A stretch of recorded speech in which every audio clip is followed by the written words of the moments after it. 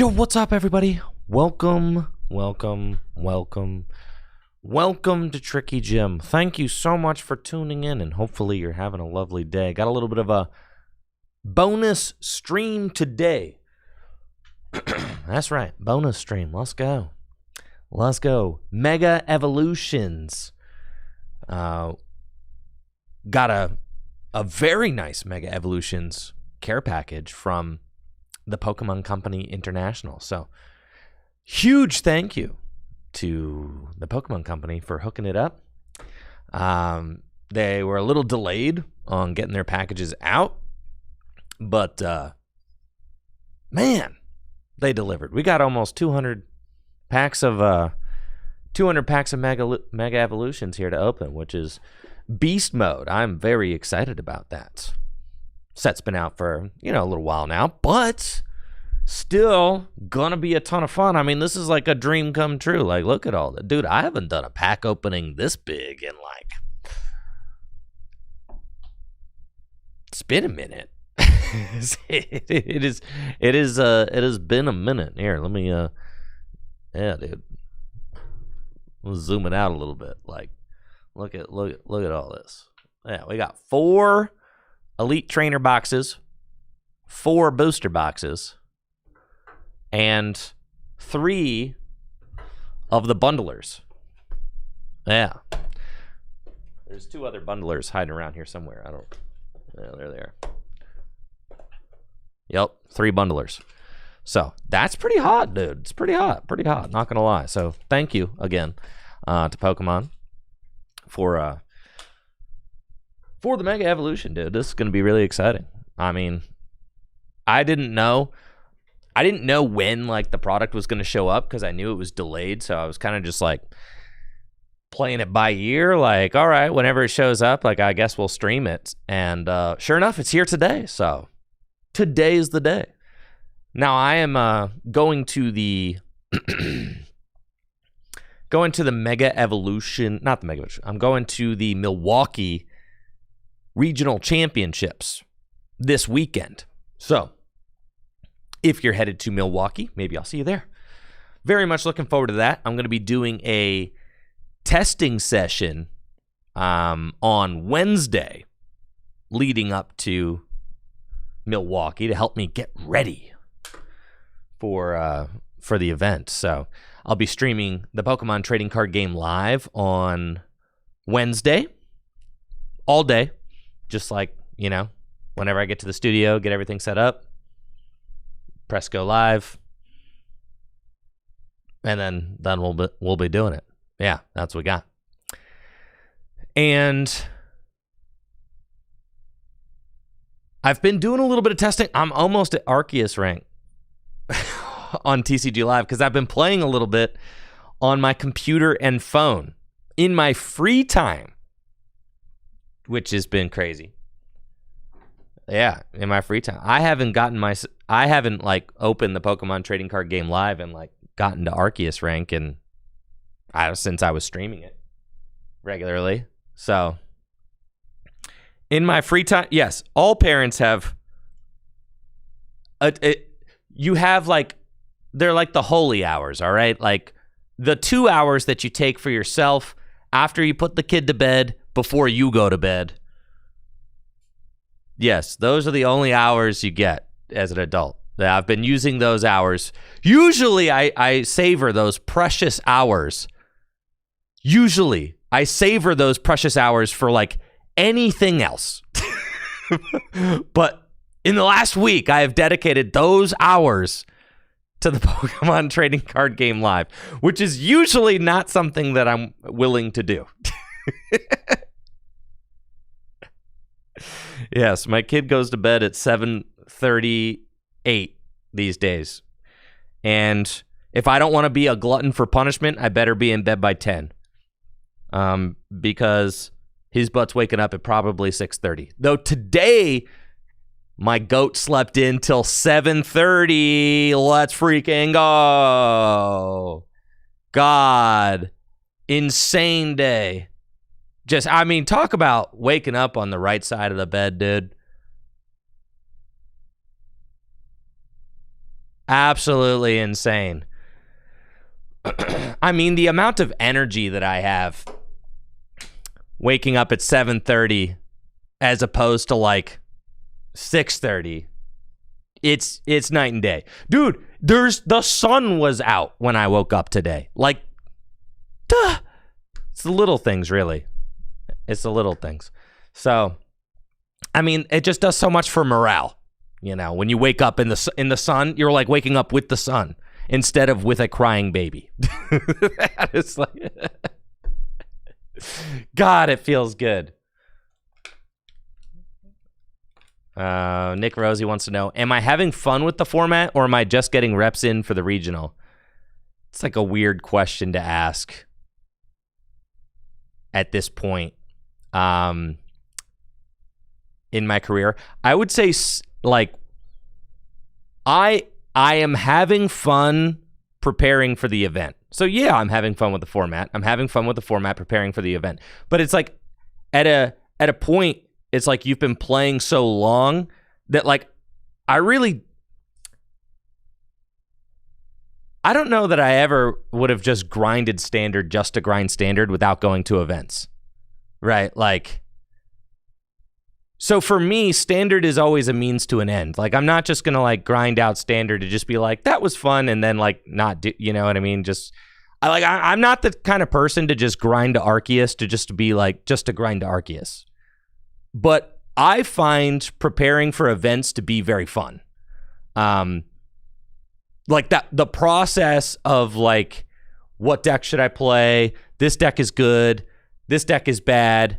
Yeah, the actual fun is the events, right? I agree with Trey in that take, right? Like, for me, just grinding TCG Live, that part's not like the most fun, but the fun part is like doing it within the context of preparing for a major event. That, when you take it all together, that whole process is fun, almost regardless of what the format is, because the concept of like taking a standard format, trying to figure out the play, getting good at it, and then bringing those 60 cards to the event, that is fun. That is always going to be fun. Doesn't matter how good or bad standard is. That is just a fun thing to do. And I'm very energized and excited to be doing it. And also, I think standard's in like a pretty decent spot right now. You know, it's I think standard's in a pretty decent spot. But I've never been the type of player who just like grinds standard for just like to just do it. Like, I like having, there has to be a carrot on the stick for me, usually.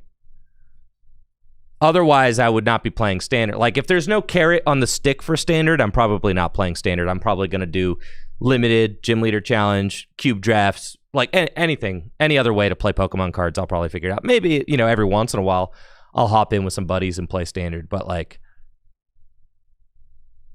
yeah. I know. Then going to the tournament and bricking, I know.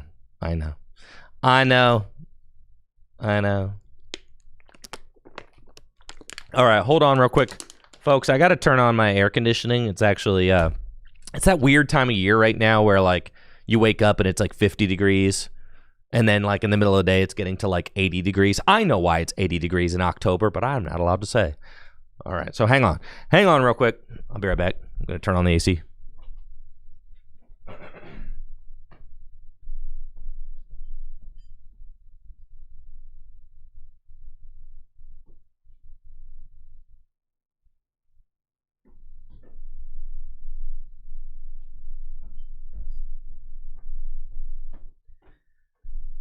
Gosh, and I guess I need some sleeves, too.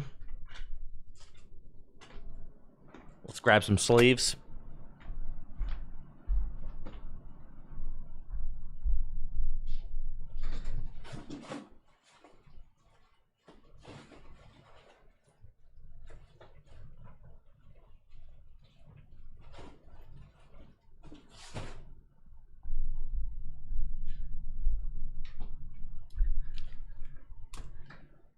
Just in case we open anything spicy.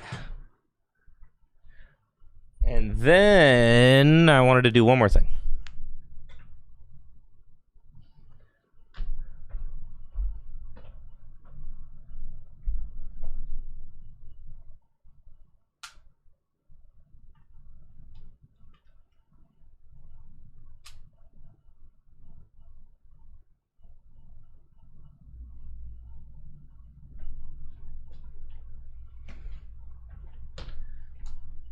cool.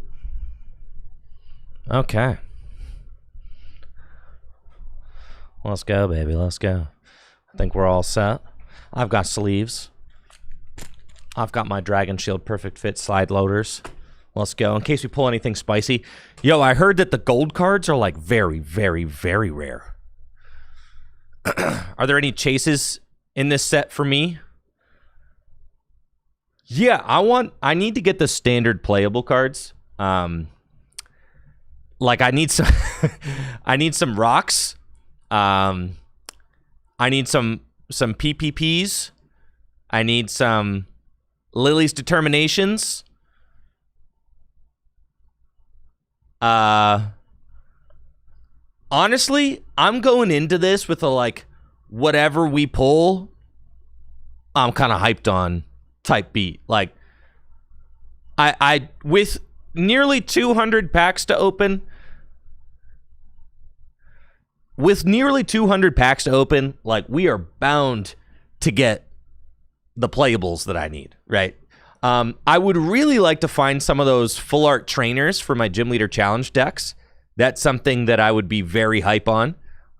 There's like a full art Night Stretcher. There's like a full art, the full art Buddy Buddy Poffin, right? I also am a huge fan of the full art rare candy. I'm also a huge fan of the reverse hollows from this set. So like honestly, any of the reverse hollows that I get, I would be really excited about. Like if I could find a reverse hollow Soul Rock, like 2 reverse hollow Soul Rock and 2 reverse hollow Lunatone, like that would be really cool. I would love to play just like the mirror full, you know, the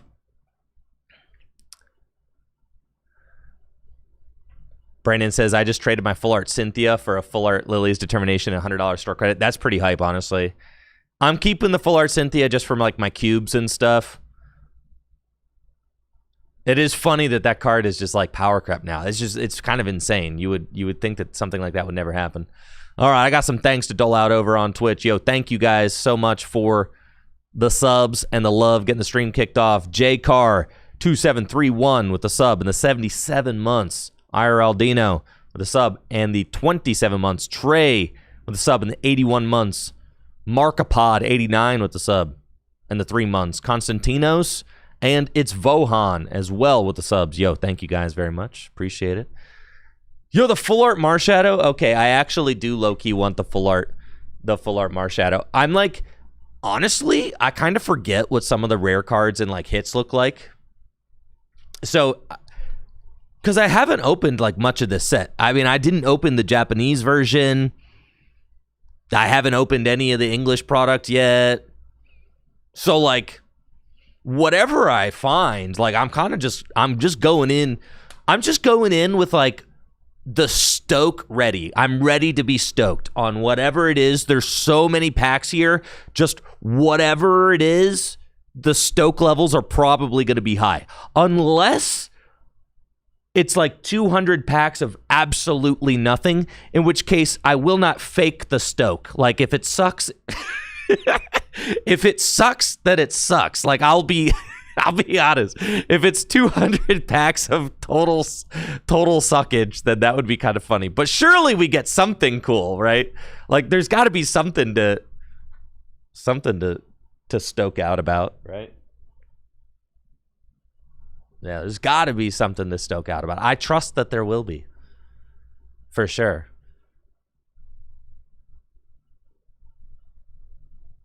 Yo, thank you. Xenu, the 55 months, thank you. And Islamic Prince with the sub. The Vulpix illustration rare. I don't even know what the Vulpix illustration rare is. All right, first pack magic. Any EX, art rare or full art or bulk. Okay, so people are already gambling. That's sick. Okay. Let's get to the opening. Yeah, JCar, I agree. I've done enough stalling. It's time to go. Except I have one more thing that I need.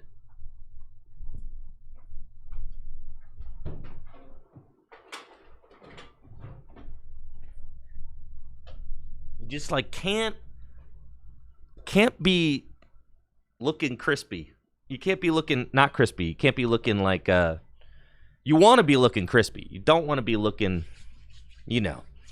crusty is the word that I was. You don't want to be looking crusty on the camera. You can't have crusty tips, crusty fingertips, like on the opening, dude. Like, listen, my camera's too nice. Like, if I have crusty looking tips, it's gonna be looking, it's gonna be looking crazy. So yeah, you gotta lube up. I just clipped my nails, so things are looking good in that department, but I gotta lube up first, guys. So, all right. Now the problem is. The problem is that once you lube up, then the packs are more difficult to open. But like, we always fight through that. I mean, it's always worth it. All right, what do you guys want to open first? I feel like we should open the Elite Trainer boxes first, and then like keep them. Something that was really interesting about this pack opening, though, something that's really interesting, is that Pokemon, I think for the first time ever, Pokemon removed all of the shrink wrap from the products that they sent me, like, beforehand, which I actually think is a great idea because the stuff is just worth too much money now. Yeah, the stuff is worth too much money. So, like, I get it. I trust myself to, like, be a good influencer and actually take the product that Pokemon sends me and then like open it on stream, which is like, it's not like it's gifted product, it's free product. Like there's no like you have to do this, that, or the other with it. It's literally Pokemon gives it to me with the understanding that I can do with it kind of what I want. But obviously Pokemon doesn't want their influencers just like reselling it. Like, so, like, I think it's a really good move by Pokemon for them to just, like, rip off all the shrink wrap. So it's like, you could do whatever you want with this, but, like, you're not going and just flipping it. Which, I definitely respect that. So, yeah, anyway, so this is a first. This is a first. Okay, so we've got, like, nearly 200 packs to open. Like I said, the shrink wrap has already been removed from this product. Courtesy of Pokemon, and that is to prevent influencers from trying to make a quick buck flipping the product instead of using it the way that God intended, right? Anyways, I'm gonna be opening the packs from the ETBs first, but what I'm gonna do is I'm gonna just kind of show off one of the ETBs, and then I'm going to take all of the packs out of the ETBs and make them super. Look at this like little tray thing. This is crazy, dude. The technology has evolved. All right, we got a art rare Riolu there with the with the dividers. Also, each of these booster boxes came with a Bulbasaur. What do they call these? They call them top. I don't know the top thing. It's a box topper. Yes, that's it. Got a box topper. Yeah, so we got the Bulbasaur box toppers. And, yeah, we got the Riolu there, which comes in each of the Elite Trainer boxes. Swag. And then you've got the Lucario coin. They have decreased the legally non-choking hazard distinct Lucario coin. Which...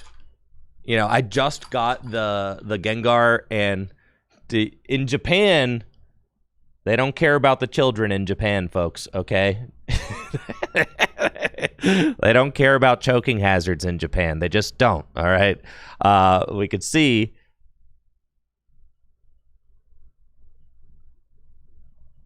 Yes. You got the America, don't choke on me size... And we've got the Japanese, you're on your own, kid, size. Okay? Very nice. And then you've got, like, the... oh, these are new. Okay.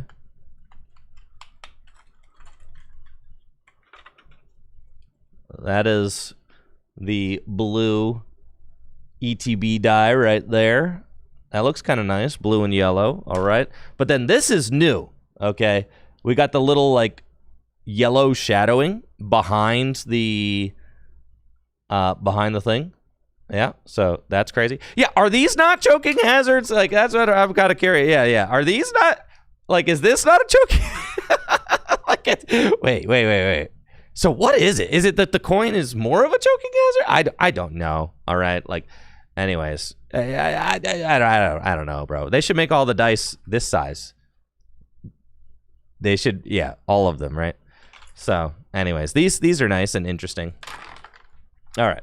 And then we got the booster packs. So what I'm going to do is I'm going to take all the booster packs out of all the ETBs to like kind of streamline the opening, you know what I'm saying? Streamline the unboxing. There goes that. Yep. I guess I should probably like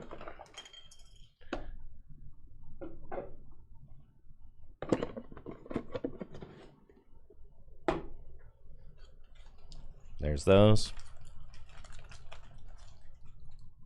Oh, baby. Holy, there's an Alakazam in this one.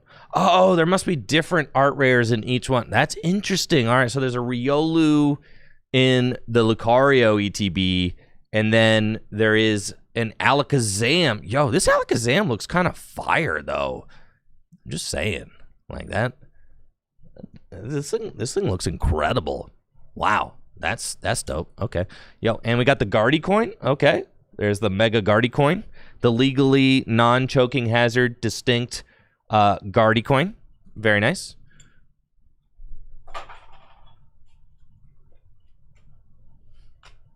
Oh, and you get a white die in the Guardy ETB. That's interesting. They're two different ETBs. I'm just realizing this for the first time. All right, and you got the Guardy sleeves. Bang.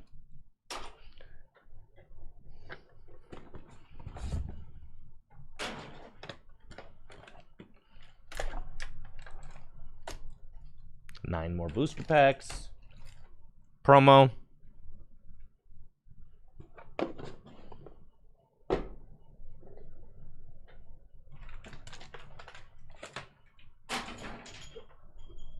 So I'm just trying to get through all the, plastic and such.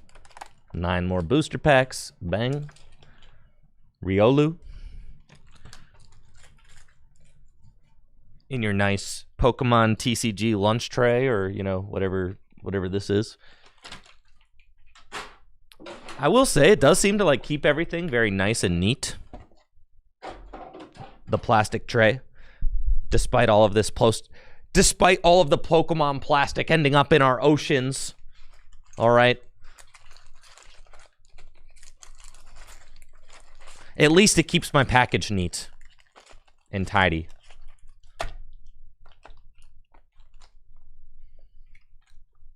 Yo, and the booster bundles. All right, let's just crack the booster bundles too. I mean, like,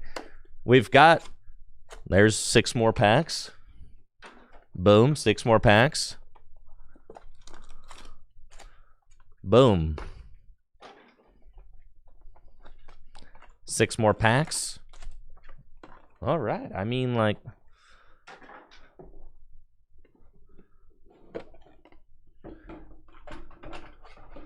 I've got some ETB set aside for the bulk. All right, folks. I think, my God, the time has arrived. Let's freaking do it. That's a pretty decent size haul there.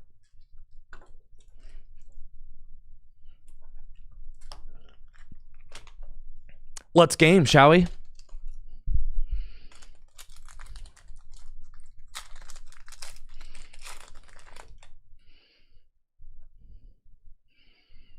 Pack 1. Harry Mama. Let's go. All right. I got the Hariyama with the heave-ho catcher ability. I've still got all of the, like, names from the translations kind of in my brain still. So, heave-ho something. All right. Our first hit of the opening, Mega Obama Snow EX with the Hammerlanche attack. You discard the top 6 cards of your deck, and the attack does 100 damage for each basic water energy you discard pile. So you could do 600 damage for just, you could do 600 damage, all right? You could do 600 damage. If you hit 6 water, your deck just has to be like almost entirely water energy is all, Let's go. Mega Lucario EX and Cinderace. Low-key, kind of excited about that. All right. Mega Lucario EX. There he is. One of the poster children. One of the poster Pokemon of this set. You see him right here. He's on all of the booster boxes. That's how you know he's extremely cool. Mega Lucario EX. 340 hit points. 2 attacks. It can one-hit KO anything. If you play the Premium Power Pro, which is also in this set. Let's go.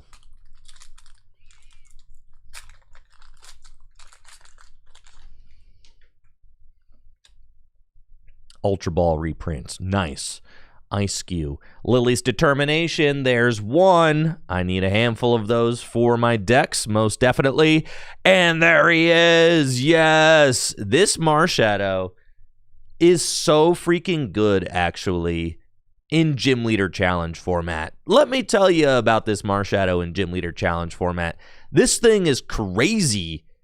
It's got the Shadowy Sidekick attack, which does 60 damage, and if you take a knockout with it, then you become invincible during the next turn. But if you use cards like Lysander or Guzma, you could bring up low HP Pokemon that are evolving in Gym Leader Challenge format and knock them out and just kind of chain that invincibility turn after turn. And if you're up against decks that are weak to Marshadow, then you're doing 120 damage. Like, if you're hitting like lightning decks for weakness or colorless decks for weakness.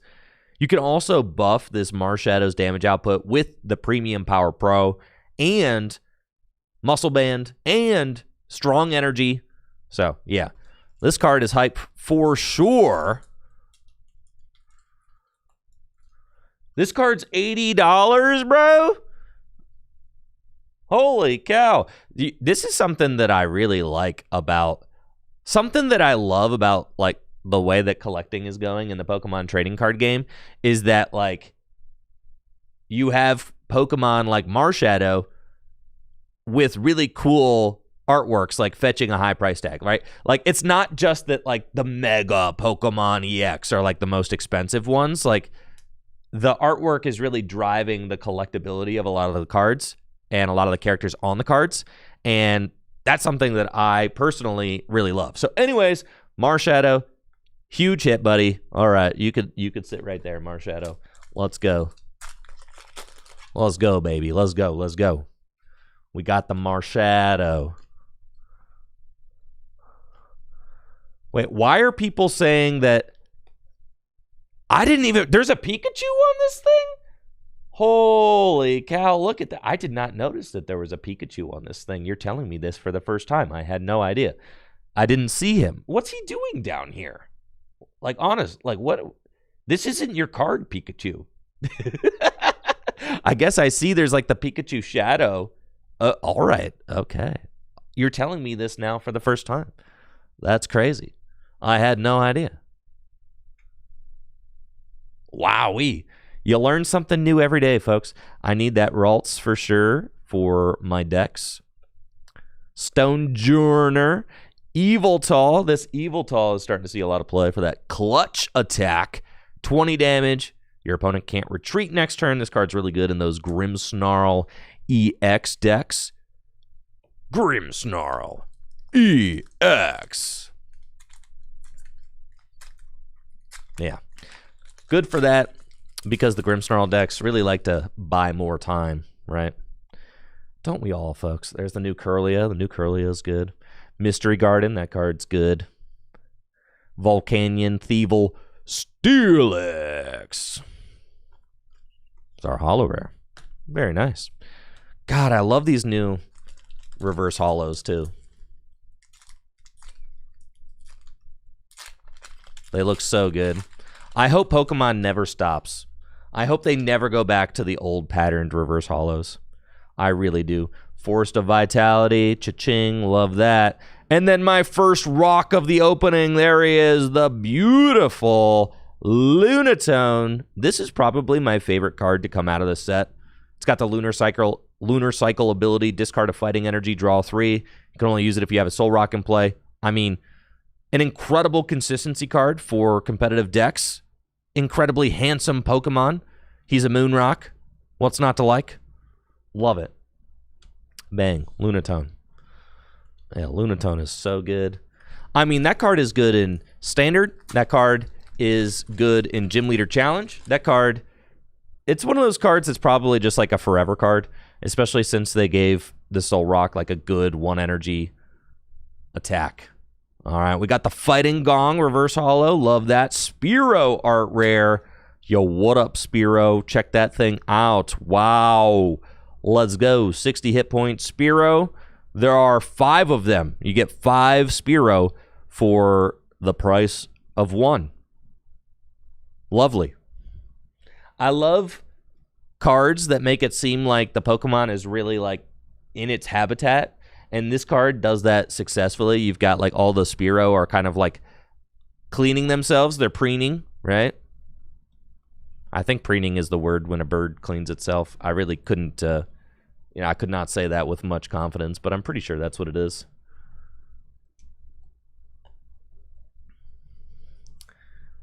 Fairly certain. You could fact check me, Real American Patriots, in the chat, if you would like to fact check me. I saw that word in one of my son's books the other day. Honestly, I've been reading so many books. Like, I read probably like... I probably read 20 kids' books a day, minimum right now.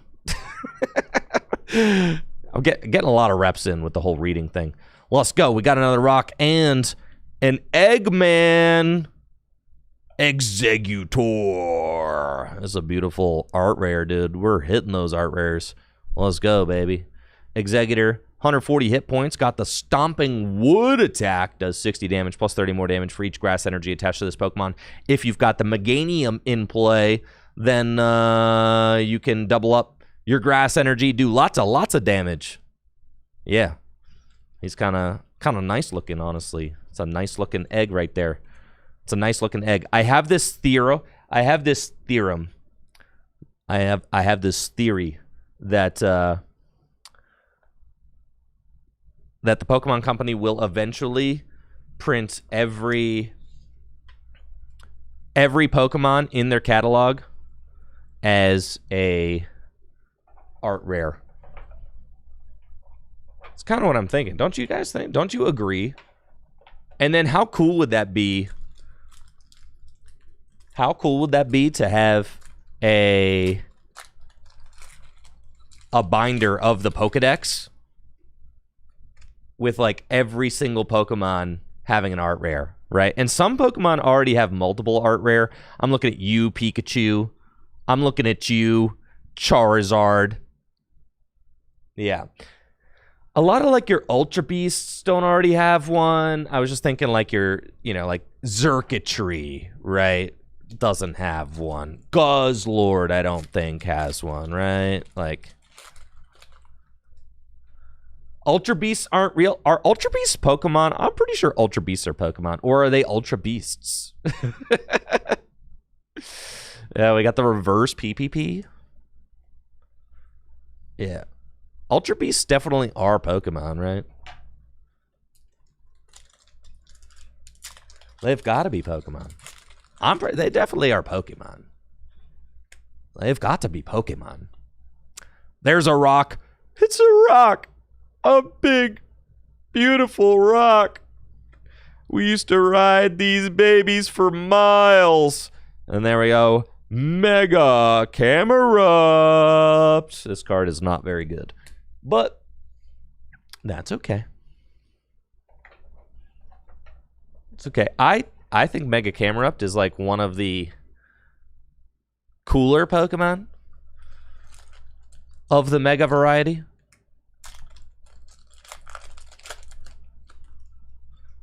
He definitely is a really, really cool Mega Pokemon. But unfortunately, cool does not make you good. No love. No love for Mega Camerupt, unfortunately, from the game designers. Wally's Compassion lets you heal. That's cool. Pyroar. Eggman. Reverse Sobble. Another Mega Abomasnow EX. All right, folks, I know what I got to play to the Milwaukee Regional Championships.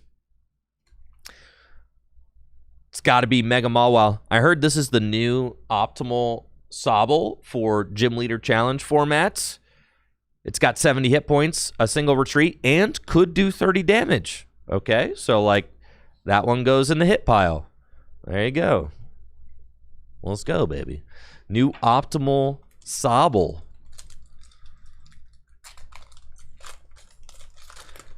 I had a really fun weekend. I went to Kennywood for the first time. Any Kennywood enjoyers out there? I'd never been to Kennywood before. And I took my boy, Natalie, and I took our son, who's 13 months old, to Kennywood. Man, it was freaking sweet, dude. We got to ride the old mill with him. That ride apparently has been around for like 100 years. Which is crazy. It's just a little boat ride. And then we also took him on like the train, which he really liked. We also took him on this little like car ride. Dialga. And the merry-go-round. Oh god, yeah, he loved the merry-go-round.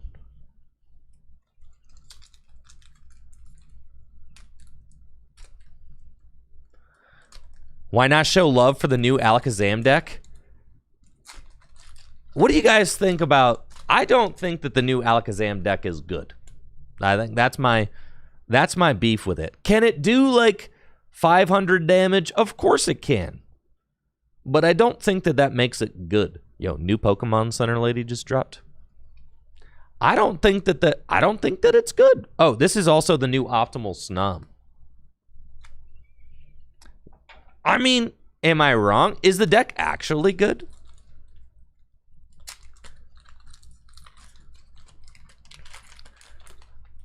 It's not like, do you think that somebody will show up to the Milwaukee Regional Championships playing the Alakazam deck and have a good time? Like, like top 64. Do you think that the Alakazam deck could even top 64? I don't think that it could top 64 Milwaukee. I don't think it's like a... I think it's... Wow, we have some very big disagreements going on in the chat right now, with some people thinking that it could very easily top 64 and others saying there's absolutely no chance that it could do so. Kyogre. It's Kyogre. This is like the coolest Pokemon with an underbite that there is.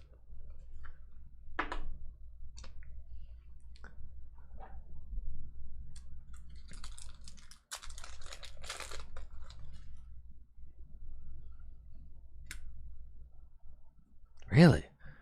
Surfing Beach, it's a good playable card. Love that. Really? There's people who think that the Alakazam deck is like real life good?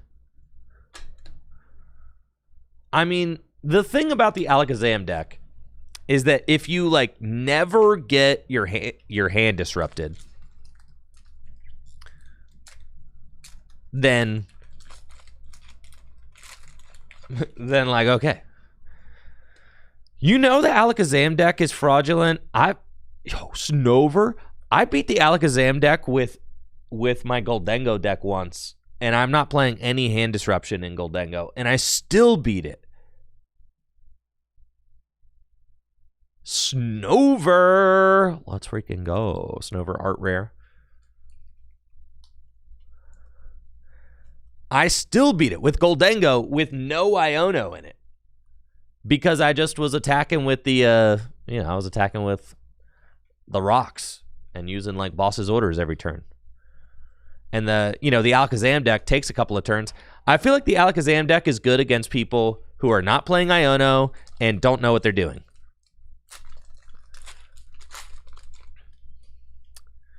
If you're playing against somebody who's just going to like put all their 2 prizers into play and not disrupt your hand, then like maybe it's good against that.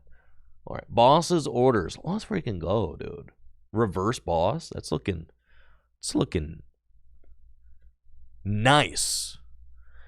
I've said it before and I'll say it again. Stage 2 Pokemon need to have like stage 2. I'm talking like your stage 2 single prize Pokemon, like Inteleon, like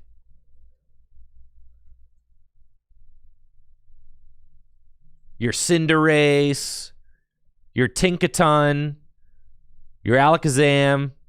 Those guys, these Pokemon should have like 200 hit points.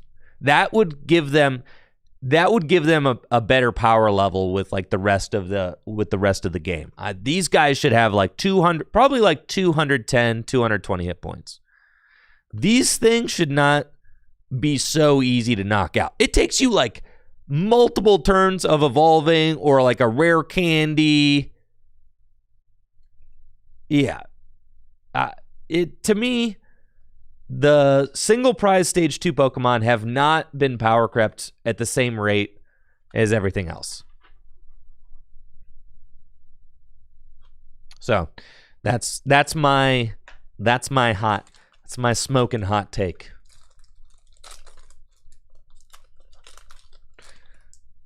Is that if a Pokemon requires multiple evolutions to get into play, it should just have 200 hit points. Another Mega Lucario. Let's go. All right, that's 2 on the Mega Lucario front. Reverse Ultra Ball. Those look nice. Honestly, the reverses, they just look good.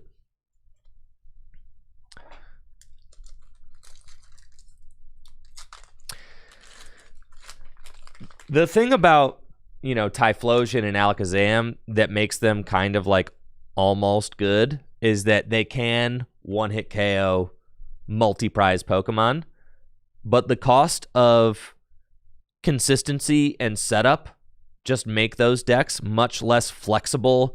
And also, you've got so many different things that snipe bench damage now. Yeah, it's really hard, especially to have like an attacking stage 2 Pokemon that you need to recur like every turn because it's getting one-hit KO'd every single turn. Nice. We got a reverse Eviltal and Mega Kangaskhan EX. A basic Pokemon with 300 hit points and the Run Errand ability, which allows you to draw 2 cards if it's in the active spot. Hooray! Let's go.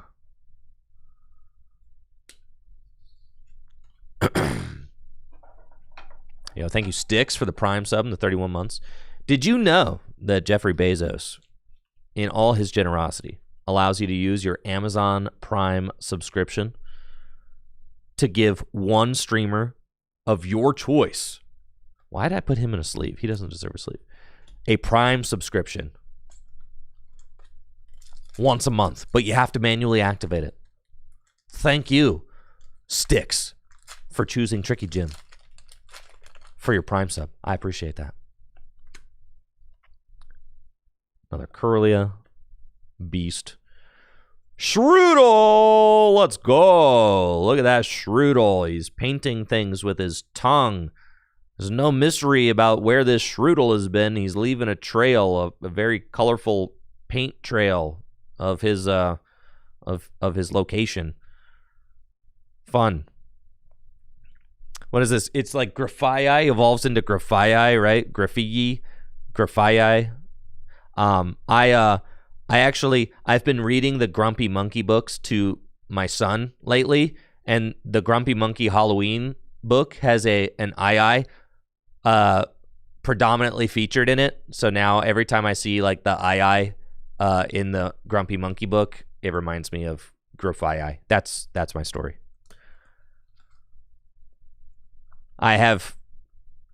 My brain is poisoned by Pokemon references. I cannot experience anything in the real world without connecting it to the Pokemon world.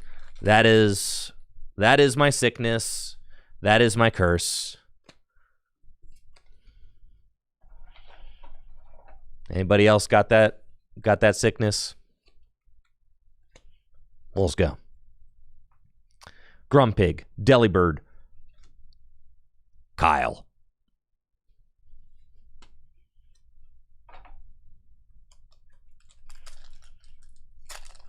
I'm like, oh yeah, that real animal, that reminds me of the Pokemon that I know. Instead of being like, oh yeah, that Pokemon reminds me of this real animal. Mega Gardevoir EX Full Art. Well, let's go, baby. You've got Mega Gardevoir, and then you've got Gardevoir in the shadows right there. I gotta say, these Full Art cards look awfully pretty. They do look nice. This is a nice upgrade on the previous Full Arts that we have gotten in sets past. They kind of started in Destined Rivals Journey Together with the like the trainer in the background, right? Yeah, that looks slick. Nice. Mega Gardy. Okay.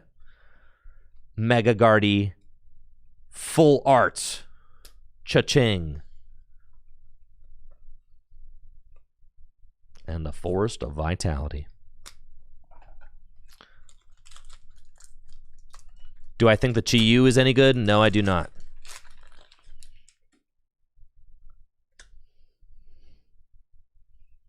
Gumshoes. Another Spearow. Let's go. There are 5 of them. Maybe we can pull 5 Spearow.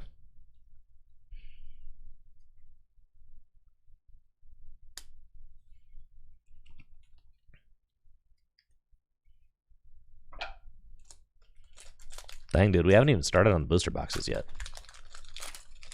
Kind of crazy. Tinkatuff. Lily's Determination. Yo, the Curlia. And who we get? Mega Latias EX. Yeah, not one of the nicer Mega Evolution Pokemon, if I'm being honest. And as a card, it's kind of just worse than Pikachu EX, which does a very similar thing. So yeah, I'm not gonna fake the hype, you know. This is just not a very good card. That's okay though. Not every card can be a winner, folks. Yeah, it's a Mega Evolution, but also basic. 280 hit points, 3 prizes.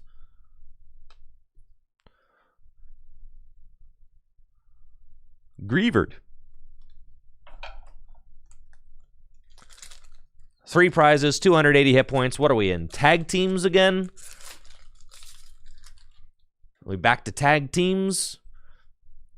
Forest of Vitality, nice playable card. Lieutenant Surge's Bargain. This is a very funny card. Ask your opponent if both you and your opponent can take a prize card. If yes, you both get to take a prize card. If no, you draw 4 cards. This card I don't think is ever worth playing, but I do think that it's a funny card to include in maybe like draft pools, cubes, things like that. But as far as like a standard playable card, giving your opponent this much of a decision over what should happen in the game is pretty much just a no-go, right? Because if you're the opponent and you say yes, then basically you got to take a prize at the cost of nothing. Your opponent had to waste their supporter to do this, right? But you didn't have to do anything. So, no, I think that is a terrible card. Alakazam would never want to play that card because Alakazam wants the game to last as slow as possible so that they can catch up and like take enough knockouts to win.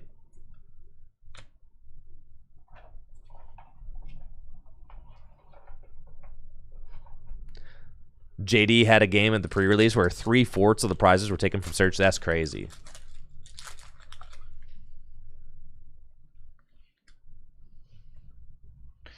the PPP. Mega Mawile. That's our first Mega Mawile of the opening. Very cool. 270 hit point basic Pokemon. That gives up 3 prizes when it gets knocked out. It also has the huge bite attack.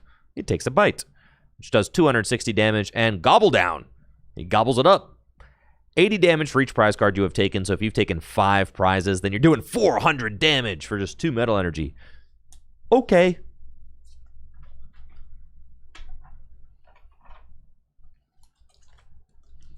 Lots of art rares so far. And we got 1 full art EX.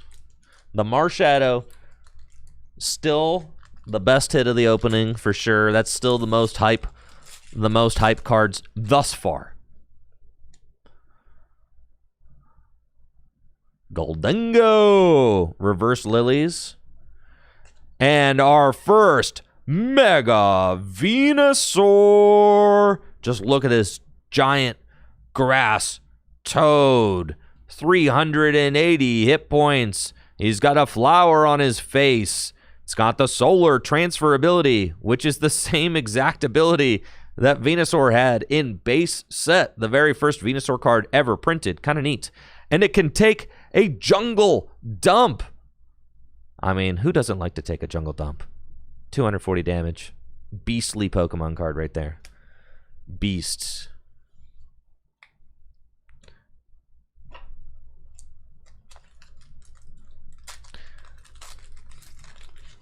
I mean, we're getting our bases covered with the, base level EXs, that's for sure. So that feels really nice. Cinderace, Sizzlypede, a Moonrock.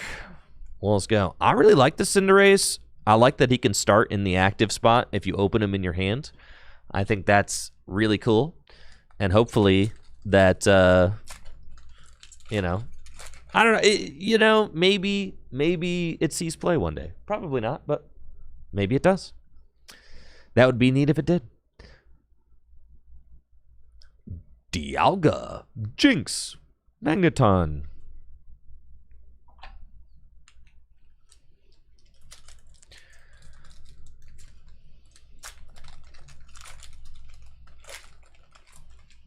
Yeah, the more rocks, the better. That card is broken. Another Eviltal. Free Retreat, Eviltal. 110 HP. That Free Retreat. Man. Part of what makes that card so good right now.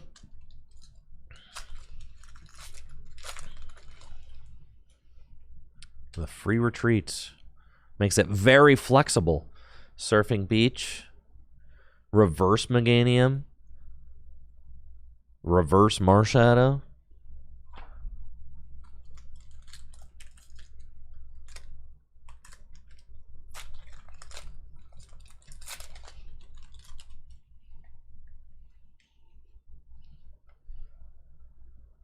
Strange Timepiece. Mystery Garden, good playable card. And full art Mystery Garden. Let's go. It's a busted new stadium card. Allows you to discard an energy from your hand and then draw cards until you have the same amount of cards in your hand as you have Psychic Pokemon in play. Obviously, very good for those Gardevoir decks. Which we all know needed a lot of help. Gardevoir EX is already the best deck in the Pokemon TCG.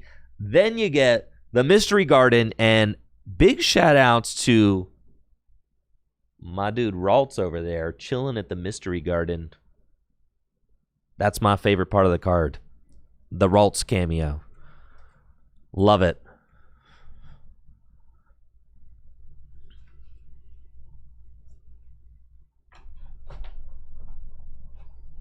Beautiful. No, Gardevoir doesn't need any help. You know who needs help, chat? My Baltimore Ravens. Good God. I mean, what happened? Devastating. It's going to be the worst season in history. Worst season in Ravens history right here. I mean, just a total disaster. Everything's falling apart at the seams, chat. It's falling apart at the freaking seams, man. It's unspeakably ugly. Unspeakably ugly out there.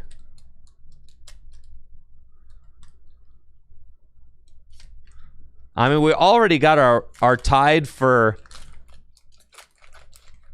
our worst start in franchise history right now with the 2015 season. I think their inaugural season in 1996 was a 4-win season, and that is the worst in franchise history. So all we got to do is get 5 wins to not be the worst in franchise history. And I think there are 2 seasons the Ravens have had with 5 wins. Everything else is like...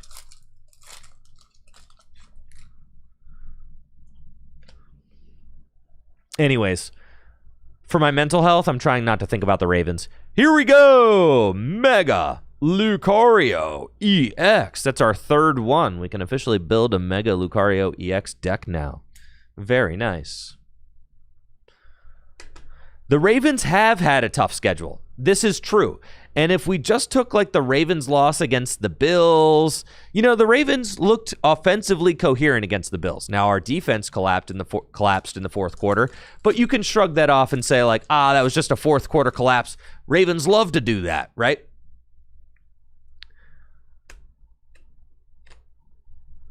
And the Ravens have had like one of the toughest schedules in football, that's for sure. But when you consider that the Ravens have just looked embarrassing in the rest of their outings. You know, versus the Lions, the defense was absolutely horrendous. Versus the Chiefs, everything started to fall apart. And now versus the Texans, obviously our injury list is high, right? But morale looks like it is just through the floorboards. Yo, what's up? Brandon Alaskan Hero with a tier 3 sub says this football season sucks. I'm saying, dude. I know. We got a Meganium there.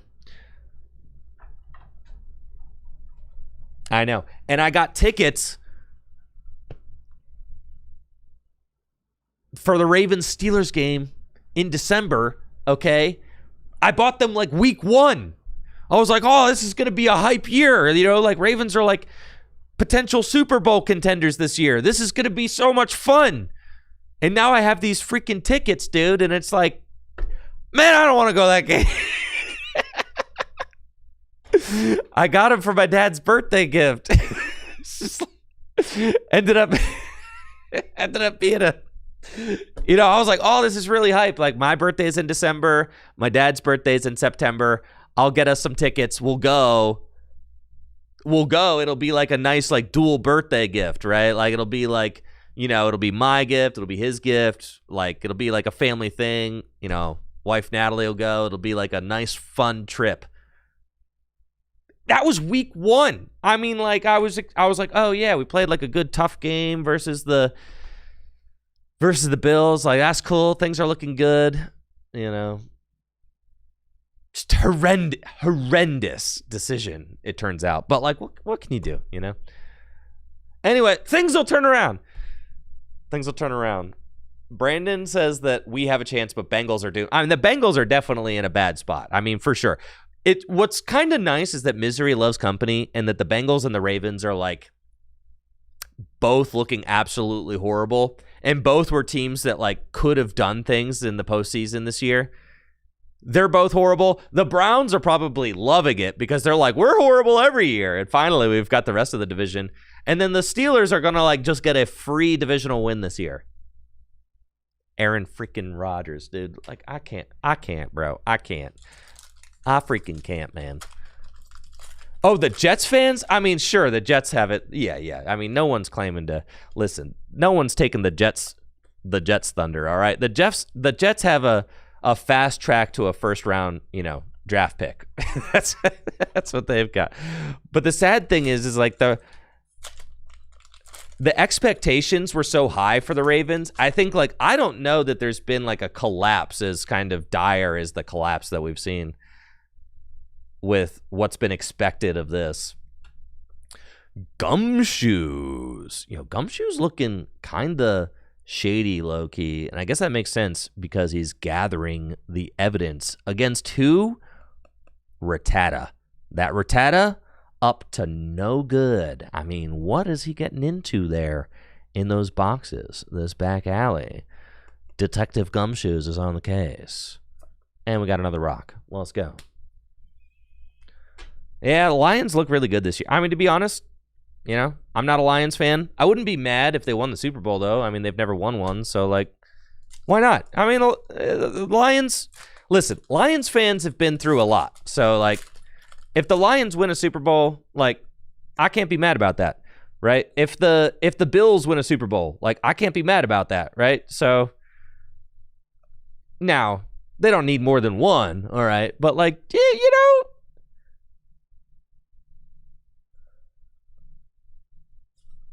I ain't mad to see a franchise that's been knocking on the door of success for a little while finally get the top prize. That would be, I'd be happy for their fans while, wallowing in the corner myself. Yeah, the Bills did have their chance, so, the Lions certainly deserve it more. Yeah, Bills had 4 straight shots. That's kind of like an epic failure. Can we be mad if the Bucs win? No, because the Bucs got freaking Baker Mayfield. And honestly, I'm so disappointed in Cleveland for kicking him out of Cleveland. I mean, because, like, I watch Baker Mayfield play, and I'm like, dang, dude. Like, Cleveland just did him so dirty for no reason. And I'm like, yo, let's go! Spiritomb, the art rare. Look at him just sitting there menacingly. You're walking down a shady forest path, and Spiritomb encounters. You encounter Spiritomb. What do? He's got the Spiteful Swirl ability. If your active dark Pokemon is damaged by an attack from your opponent's Pokemon, put 1 damage counter on the attacking Pokemon. There you go. Cool card. Let's go.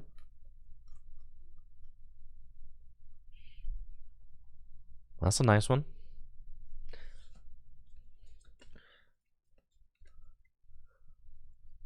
All right. We're almost done with our ETBs and bundlers. Let's get a gold card. You guys feeling the gold card? Let's get a gold card. Yeah, who wants to crack a gold card? I want to crack a gold card. Instead, how about a 5th Mega Lucario EX? We've got 5, baby. Let's go. Mega Lucarios on deck. We've got plenty of Mega Lucarios.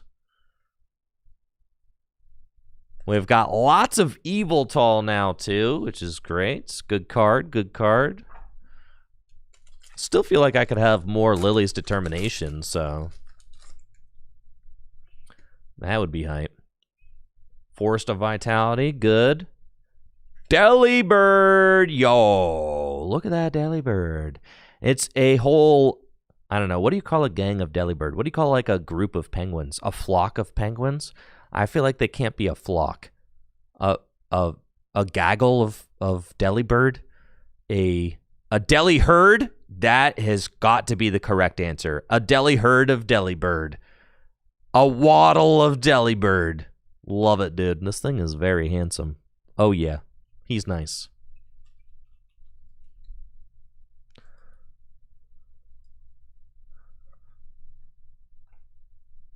A deli herd of Delibird.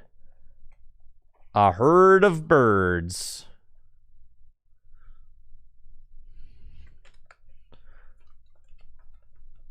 A colony or a huddle? Okay, see, we're getting the real answers now. A murder of Delibird. A rookery for a group of penguins is called a rookery. I'm learning this for the first time. I did not know of the word rookery. That's nice. Harry Mama, Spiritomb, Raikou. Raikou? Raikou? Raikou. I think it's Raikou is the official pronunciation. Tangrowth, Fearow. All right, our last pack of the bundles and Elite Trainer boxes. It looks like we have finally hit a full art supporter. Who's it going to be, folks? Who's it going to be behind the Fearow? Yeah! Let's freaking go! Baby! Yes! That's what I'm talking about right there. That is it, folks. That is the hit. That is the hit for sure. Feels good, man. Feels really, really, really good. Oh, yeah. Let's go. The Secret Art Rare, Lily's Determination. That is the card you want, folks. That is the moneymaker right there. That is the hot pull. Yes, the best supporter card in the set. One of the most iconic characters in the franchise. The Secret Art Rare version right there. Let's go. Let's go. One of the strongest supporter cards ever printed. Secret Art Rare supporter. Bang. That's it, dude. That's it. Beautiful looking card. Man. And what makes me so excited about this, too, is this is a good standard card, yes. But it's one of those cards that is just going to be good forever, right? I mean, it's such a powerful effect. Getting to fill your hand to 8 while you have 6 prizes is just absolutely insane, while remaining a very good and solid draw supporter for the rest of the match at a shuffle draw 6. Just a really, really good card. Up. We got a little ding there. You know what that means, folks. That means that this one's going in the personal collection. Absolutely. It is going to be played.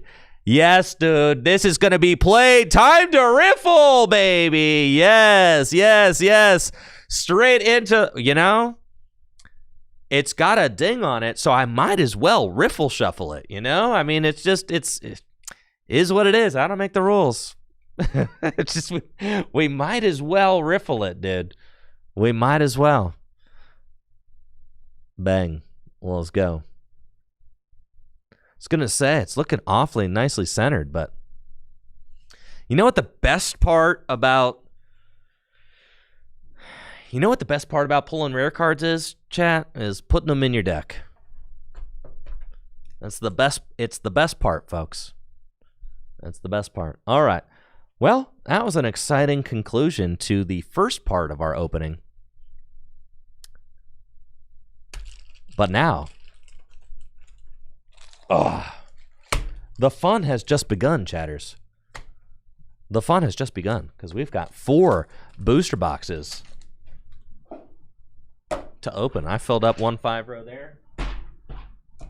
Not a 5-row, excuse me. I filled up one ETB, so I gotta set next ETB ready. All right, let's roll. 4 booster boxes to go. Still would love to find some of those full art trainers as well, like the full art Buddy Buddy Poffin, the full art Night Stretcher, the full art Rare Candy, all that. That would be very hype. Premium Power Pro, love it. What do we got? A 6th Mega Lucario EX. That's right, I can build 2 Mega Lucario EX decks so that I can play them against one another. Let's go. Oh, is there a full art air balloon too? That's pretty hype. Cool.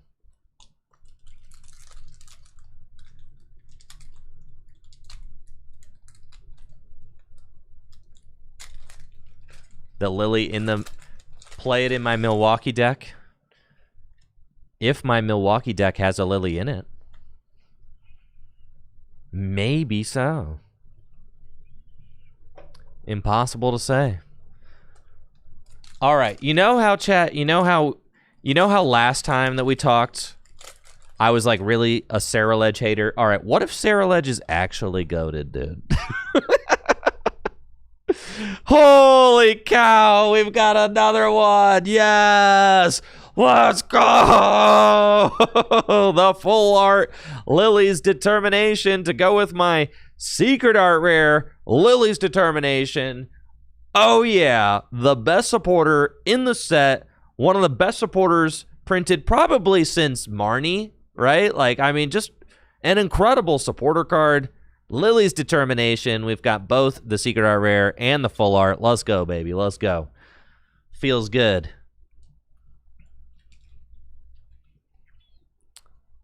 Both Lily. Cha-ching. Cha-ching. Let's freaking go, dude.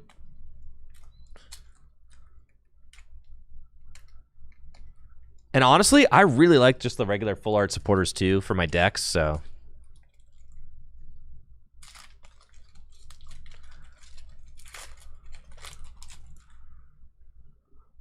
Yeah, I think that the full art supporters, I mean, they look incredible in your deck. So, really excited about those. I can play those. Feels good.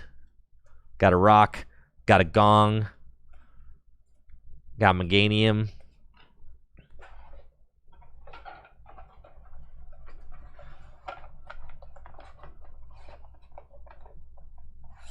Oh, Iono. I forgot about Iono.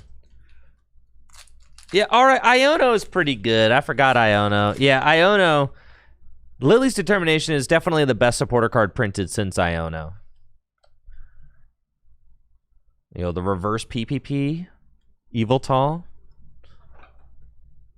I forgot. How could I forget about Iono? How could I forget?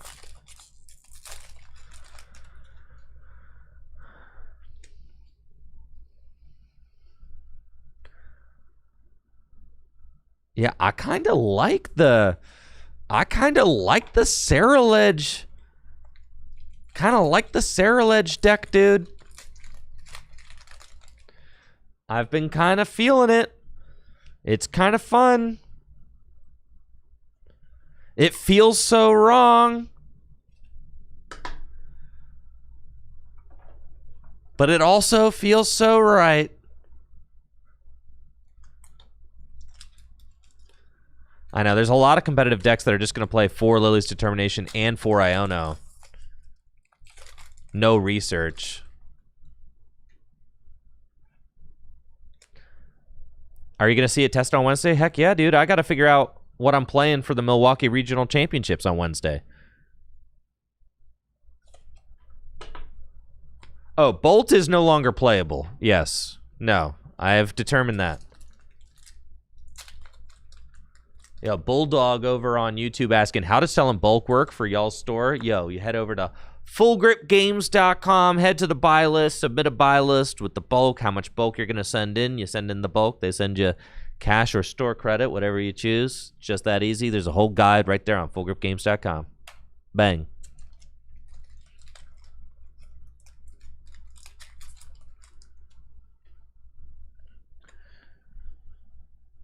Mystery Gardens, good card. Rock.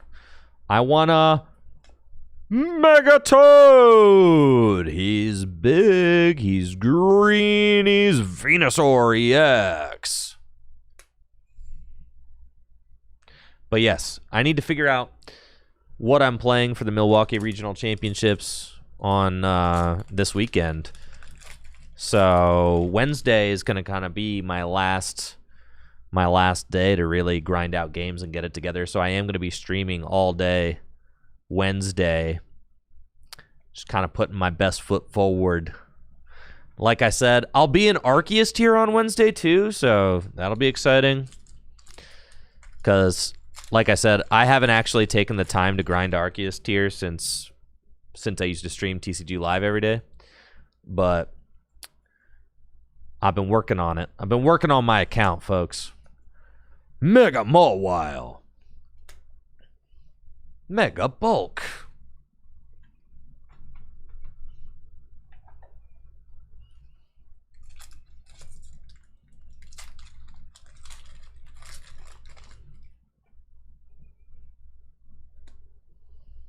Pokemon Center Lady, Acerola's Mischief, Risky Ruins, and Cinderace. Risky Ruins, nice new stadium card that whenever a player puts a basic non-dark Pokemon out of their bench during their turn, you place 2 damage counters on it. Something I really like about that stadium is that it goes through Nest Ball. So, like, even if your opponent uses a Nest Ball to put that Pokemon onto their bench, they still take the damage counters. Helioptile, Clawitzer, and another Hairy Mama.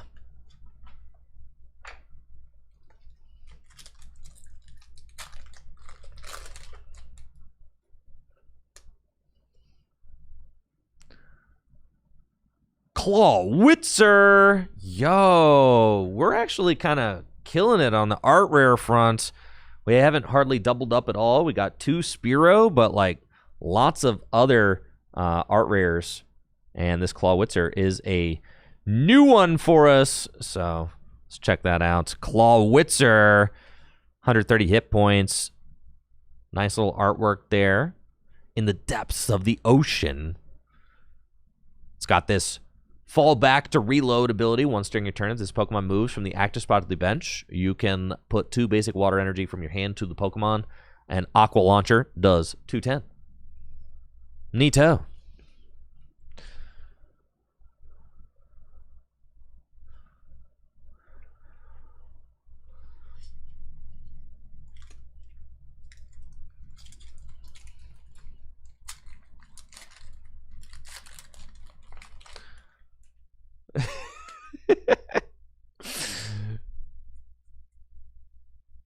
All right, just as I said it, we double up on Spiritomb, but you know, Spiritomb's a really cool guy, so I ain't gonna be mad about double Spiritomb hit. Yeah, that's pretty sick. 2 Spiritomb, too cool. Love it.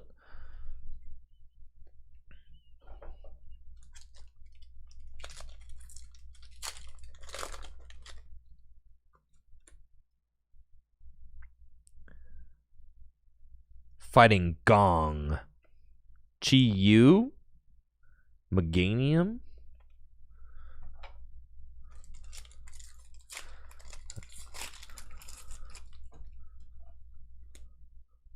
Spoink. Reverse Boss. Mega Latias. We got a Reverse Eviltal too. All right. Back half of this box here.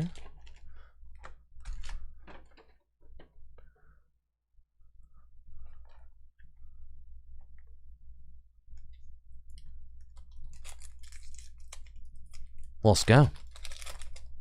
The Vulpix, is there an art rare Vulpix in this set? I do not recall this. Is this real, chat? I got someone in chat talking about an art rare Vulpix. I've never seen it. Snom, there's a reverse Snom. I think I already saw one, but that's the new optimal Snom for your water type Gym Leader Challenge decks.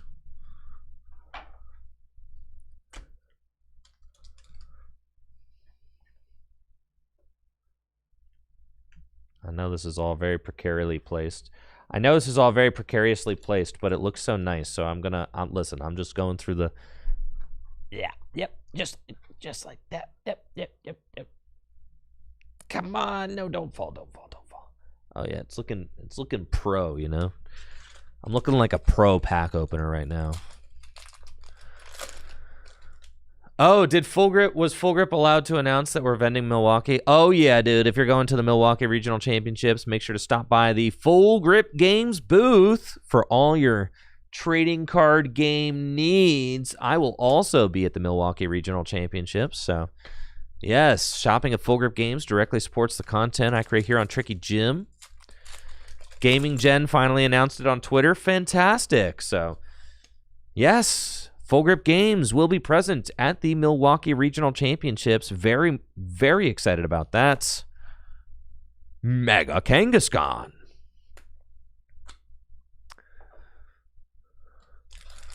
So yeah, definitely make sure to stop by the Full Grip Games booth. They're going to have a huge selection of standard cards, Gym Leader Challenge cards, retro cards, all sorts of cool stuff. So definitely make sure to pop on over and say hi at the Full Grip Games booth this weekend at Milwaukee, if you're going to be there.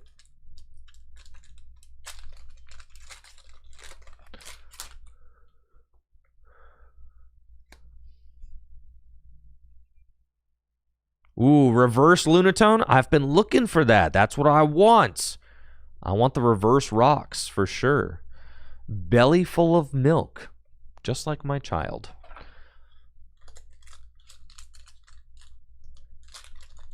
Grizzly Darkrai says, is this personal stuff or going to the store? This is personal stuff.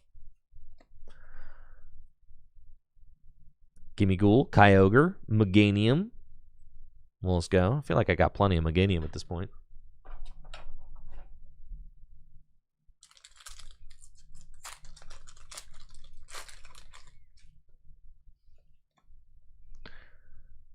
How do we feel about the rocks with Typhlosion? Isn't, I mean, Typhlosion, do the rocks even, like, the rocks don't really, like, jive with what Typhlosion's trying to do. Like, Typhlosion takes fire energy. Hey, we've got our first Mega Absol EX. Mega Absol is a basic Pokemon with 280 hit points. Absolutely massive. And 2 attacks.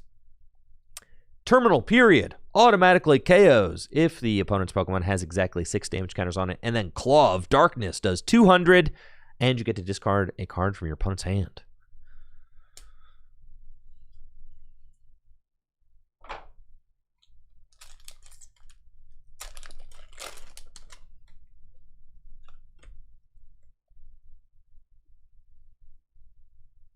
Hey, we got our first full art item card.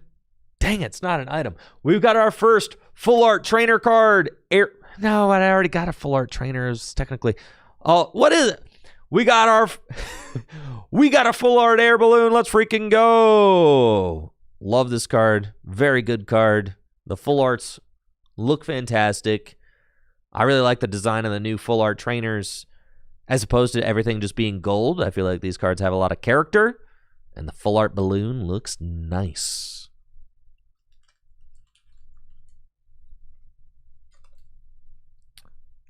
Full art air balloon. Now we're just looking for full art rare candy, full art Buddy Buddy Poffin.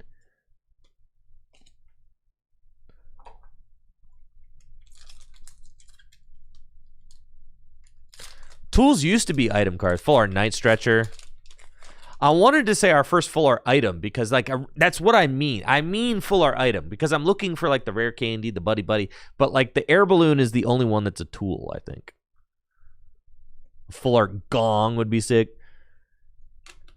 We've got another new art rare. Let's freaking go. Ninjask with the cast off shell ability. Once during a turn, when you play this Pokemon from your hand to evolve one of your Pokemon, you may search your deck for a Shedinja and put it onto your bench.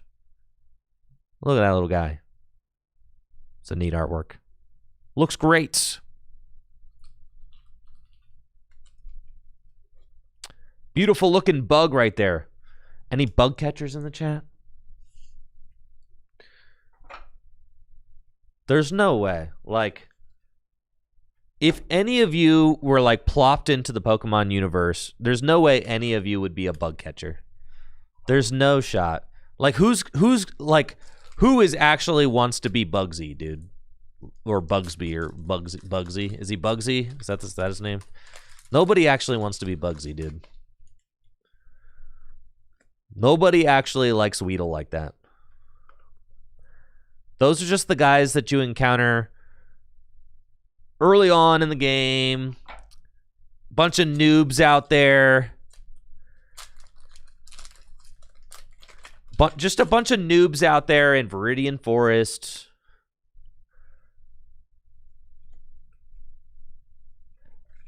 We've got our second full art Mega Gardevoir. Let's go. Scyther, I mean, Scyther is cool, but like imagine being a bug trainer and you're like, yeah.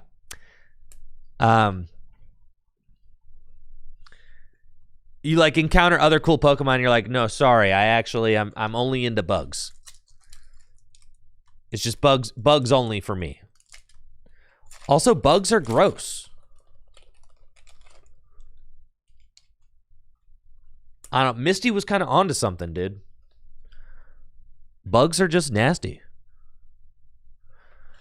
I think this is our first regular art Mega Gardevoir. So let's freaking go. That's what I'm talking about. Beedrill. All right, what's the coolest bug Pokemon? It's Scyther, for sure, right? I know. That's what I'm saying. Yeah, Brandon Alaskan Heroes got it. He said, most people barely tolerate normal-sized bugs. The Pokemon bugs are like 3 feet tall. Houndstone! Yes! There's the Houndstone. Look at him. He is very pretty, very purple. It's a nice-looking dog right there. It's a good puppers. Beautiful. Scyther's gotta be the coolest bug Pokemon, right? He's just gotta be. He's gotta be the coolest bug Pokemon. Low kicks? Oh, not low kicks. No. Golisopod, too many arms. Yeah, Golisopod definitely gets disqualified because it has too many arms. Mega Camel. Yeah, too many arms. Too many, like, appendages. Too many feelers. Do you feel me, chat? Dude, if I see any bug in my house, I mean, period, I'm killing it for sure, just like on site. But if I see a bug with like, I don't know, 10 legs or whatever. Oh yeah, dude. Yeah, if I see a bug with too many arms in my house, oh, it's over for sure. it's over for that thing. Yo, Buzzwole? All right, Buzzwole is a bug. Oh, man. All right, Buzzwole is definitely the coolest bug Pokemon. It's definitely Buzzwole, guys. I forgot about Buzzwole. How do Ultra Beasts not count? It's definitely a bug type. You're literally making up the rules. I asked for the coolest bug Pokemon. Now, it could be between Scyther and Buzzwole.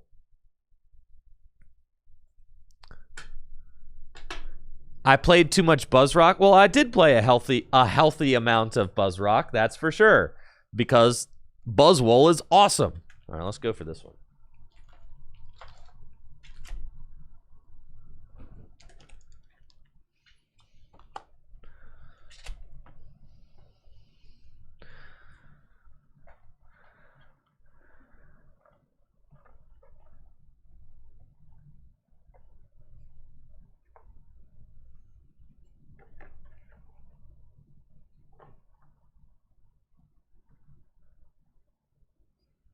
How's that look? That looks pretty good. All right, and then we got like, yeah, all these hits over here. I guess we should keep like the lilies probably, yeah, like front and center. Yeah.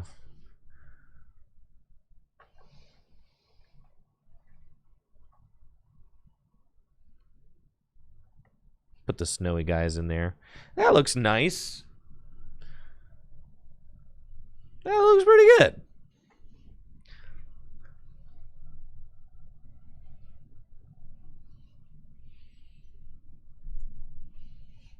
Let's game.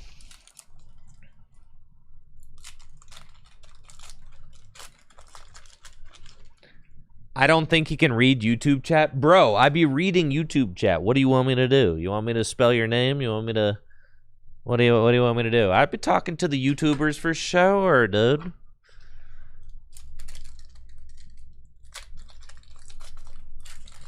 For sure. Say something smart. Megalodios EX. Listen, I love both of my chats equally. All right? I love both chats. Both chats. It's like having two kids. How could I love one more than the other? How? How could I love one more than the other? Yeah, YouTube chat, why don't you guys like the video? How about that?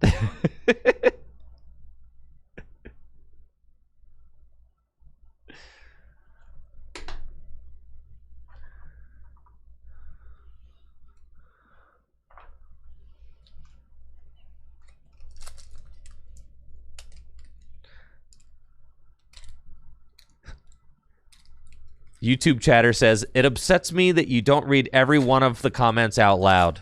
That's so true. So true. Lily's determination. A rock. It's a beautiful rock.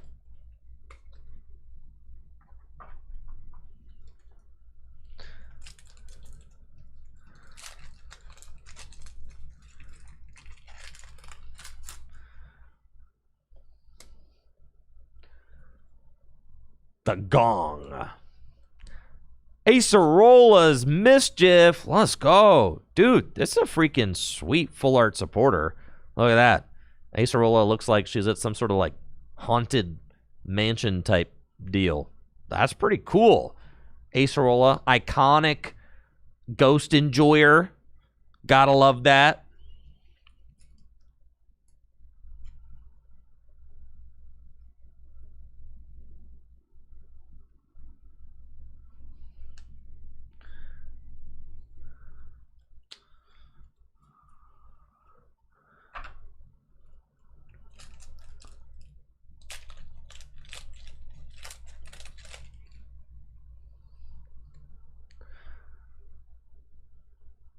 I'm seeing that Knack wanted called out on YouTube for his read all the comments comment. There you go, Knack. Shout out to Knack on YouTube. This one goes out to you, Knack. This pack is for Knack. This pack right here goes out to Knack on YouTube. Let's go. This is the Knack pack. All right, Knack. Let's see what you got. Ivysaur. Ultra Ball, Jinx, Onyx, Kadabra, Frostmoth, Lieutenant Surge's Bargain. Lieutenant Surge's Bargain. Yo, you doubled up, Knack. Okay. Reverse PPP. And Mega Lucario EX number 7. Let's freaking go. Yo, huge thank you to J-Car over on Twitch with the 500 bits. Appreciate it. You know, thanks for the biddies. Thank you, thank you.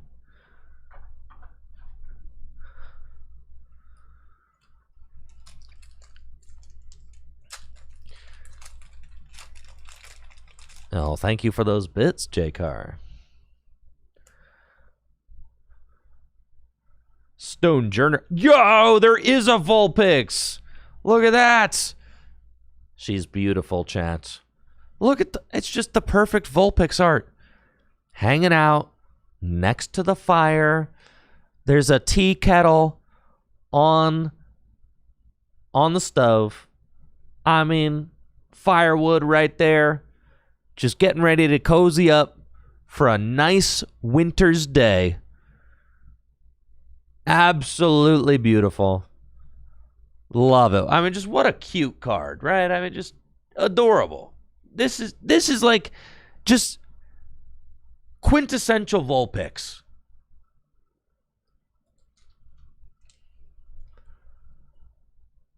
Truthfully, I have never seen this card. This is the first time I'm seeing this. I did not know that the Vulpix was a thing. It reminds me a little bit of like the Fletchinder. Isn't there an art rare Fletchinder? Knack says, I'll be repping the Tricky Gym playmat at Milwaukee. Yo, let's go, Knack. Let's freaking go, Knack. I'll see you there.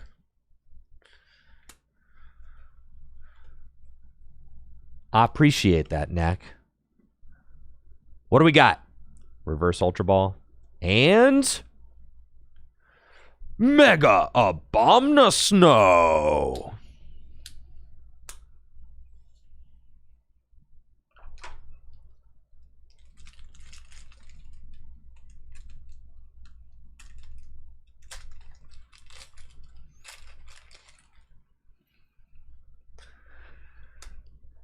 We need more Tricky Jim t-shirt colors. This is true.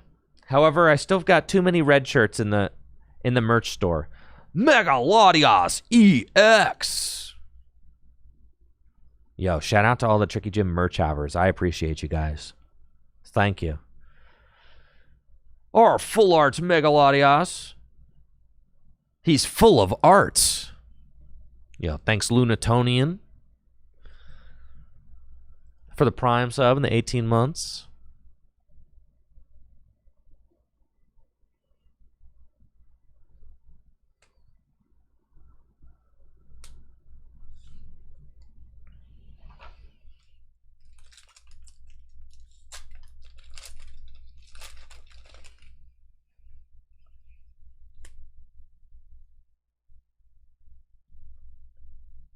Steelix. Stuffle. This is very cute. How much is a Tricky Jim shirt posted to England? Tristan asks on YouTube. I don't know. I don't know. I would have to go into the merch store and see what it says. It calculates all that stuff automatically. Curlia.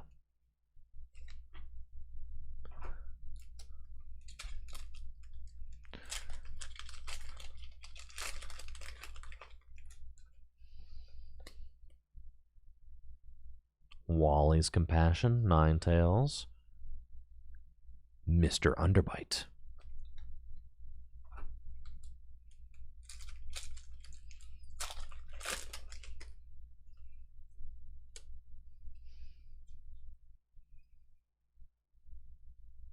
Raikou.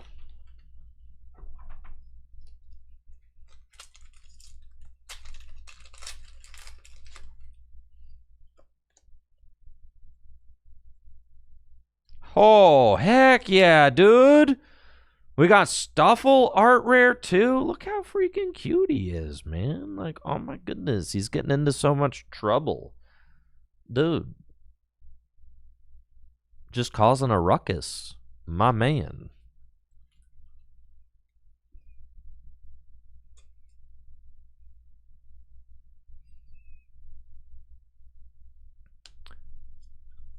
All right, at this point, I feel like I have a sufficient amount of Eviltal. I do not need to pull more Eviltal. Lots of Eviltal. All right, we just need a gold card. We can do it for sure. Reverse Sobble. I feel like if all the reverses looked like this,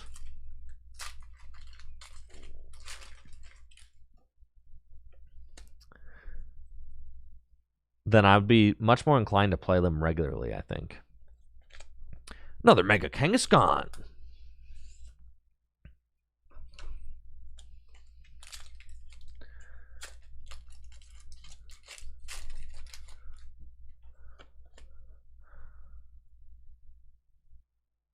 Hey, full art Wally's Compassion. There you go. My favorite dude from Gen 3, Wally.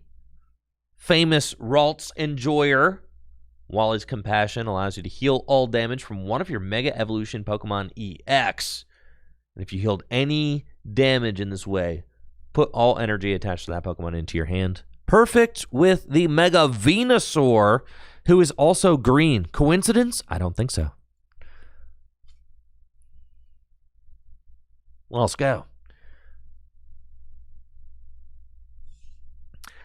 I don't know. I vastly prefer... Am I the only one? Surely I cannot be the only one who vastly prefers full art supporters to full art Pokemon, right?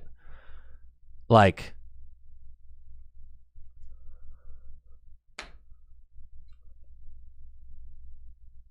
I'll take a full art supporter over the full art Pokemon like any day of the week.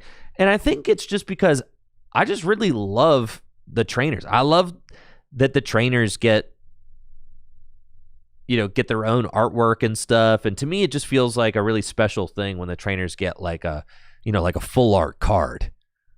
It's always felt very special to me because I think I started collecting I've been collecting like the whole time, but I started playing the Pokemon trading card game competitively during the Black and White era, which was the introduction of the full art supporter. Like the full art supporter did not exist before Black and White.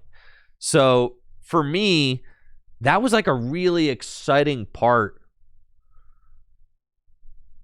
about the game at that point. And yeah, I guess like full art Pokemon also were new, but it feels like there's like other cool full art Pokemon. Like Pokemon have always got neat artwork. That's like, but the full art supporters I feel like are just, I don't know, they're special.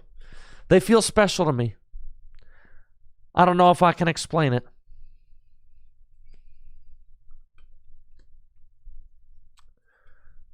Gosh, I remember full art and full art Bianca. Dude, I used to have a playset. Full art Bianca, that card is probably way too expensive now.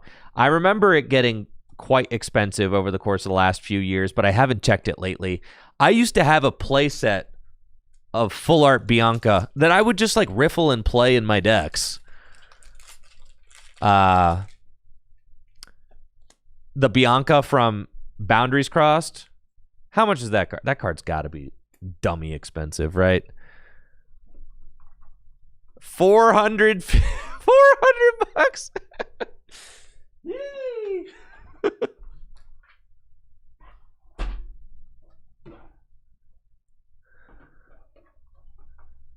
Over $300? Yeah, dude.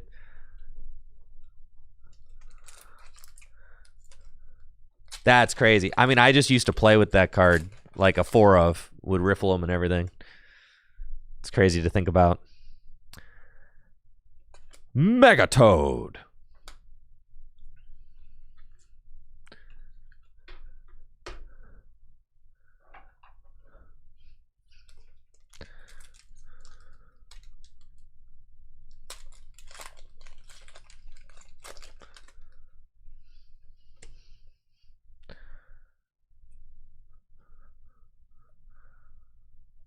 Another Alakazam, Clawitzer, Iron Defender.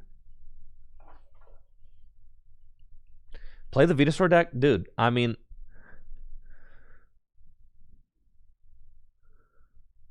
I think I have my choice of mega decks.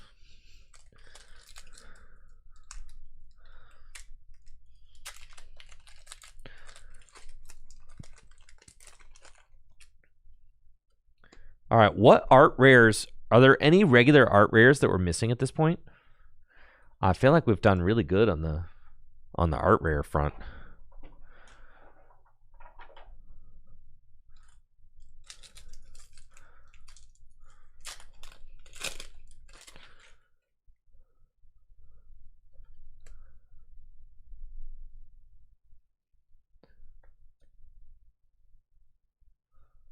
Yeah, not pulling Venusaurs and stuff anymore.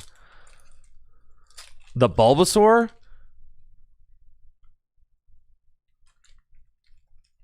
Is the Bulbasaur a prom? I mean, is it? Can you pull the Bulbasaur in the Riolu, or are those just promos? Right, because we've got all of these are promos. Oh, Ivysaur. That's right. That's right. Yeah. These guys are all promos. You can pull the Bulbasaur? Oh.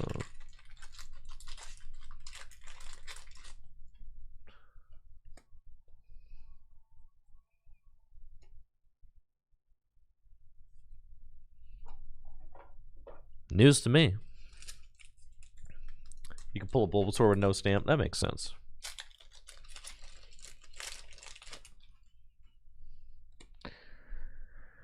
But yeah, again, huge thank you to the Pokemon Company International for hooking up the stream with all this product to open. I mean, it's just such a huge thing to get that support from the Pokemon Company. It just is really fun to get to show off the new cards. And I love it. I mean, I love getting to do these little pack opening streams. They're awesome. So,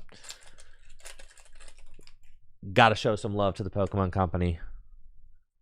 Appreciate it. It's better late than never. For sure, for sure. We got to do our Mega Evolution pre-release at Full Grip Games a few weeks back. And that, of course, was a lot of fun. We got to do our Mega Evolution set release 3K as well. And here's our first Mega Manectric EX. Let's go. It's got free retreat and can do 330 damage with the Riotous Blasting attack if you discard all energy from Mega Manectric. Only unfortunate thing is if you are playing against a Mew EX, your opponent can copy your Mega Manectric and one hit KO it for 3 prizes. Yeah, so kind of a tough play into a field of Gardevoir, and there are lots of Gardevoir out there, being that Gardevoir is kind of the BDIF situation. Well, speaking of situation, I got a full art in that pack.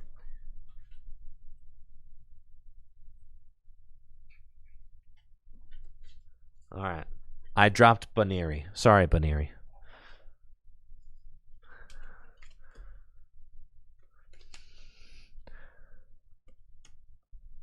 No? Oh, I thought I saw it. Oh, there it is. Art Rare Intellion. Look at this dude. Dang, that's a pretty cool art. Not gonna lie. Like, this thing looks kind of fly. Any Intellion enjoyers out there? Yeah, this Intellion is looking dope. Honestly, is this the coolest Intellion ever printed? I think so. Right? It literally is like, I think it's the coolest Intellion ever printed. Amazing. Yeah, that thing looks awesome. Dude, the telly.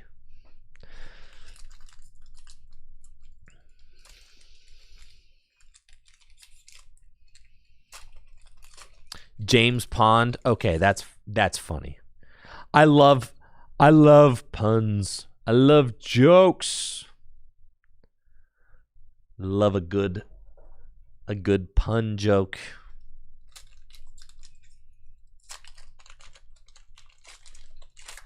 I don't know. I think that's my favorite Intellion, dude. That Intellion looks freaking sweet. Another rock for the collection. Anybody out here got a mean rock collection?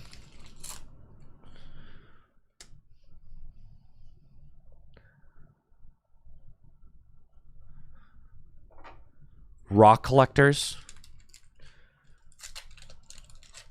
Anybody out here collect anything other than Pokemon cards? You have like a unique collection of things that are not Pokemon cards?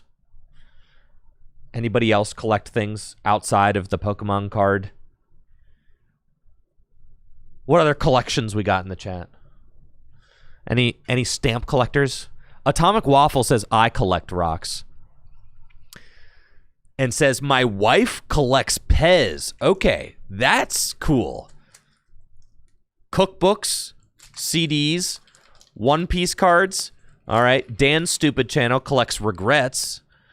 Marcus collects coffee cups.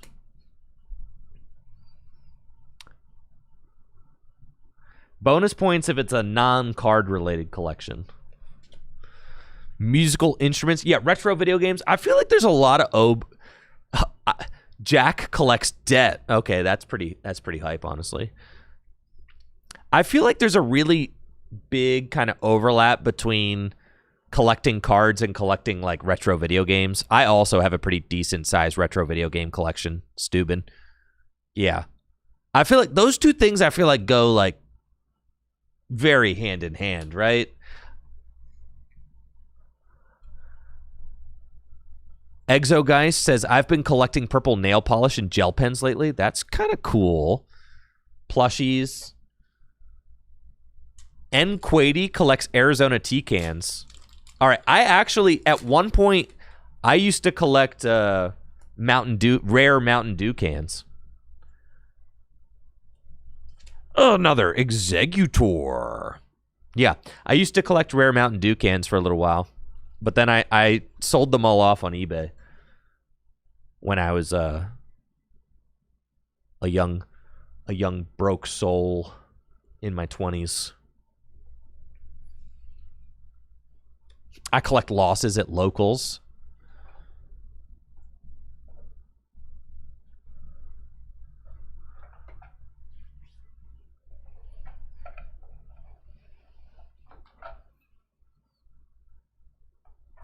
Joaquin says, I collect bad decisions.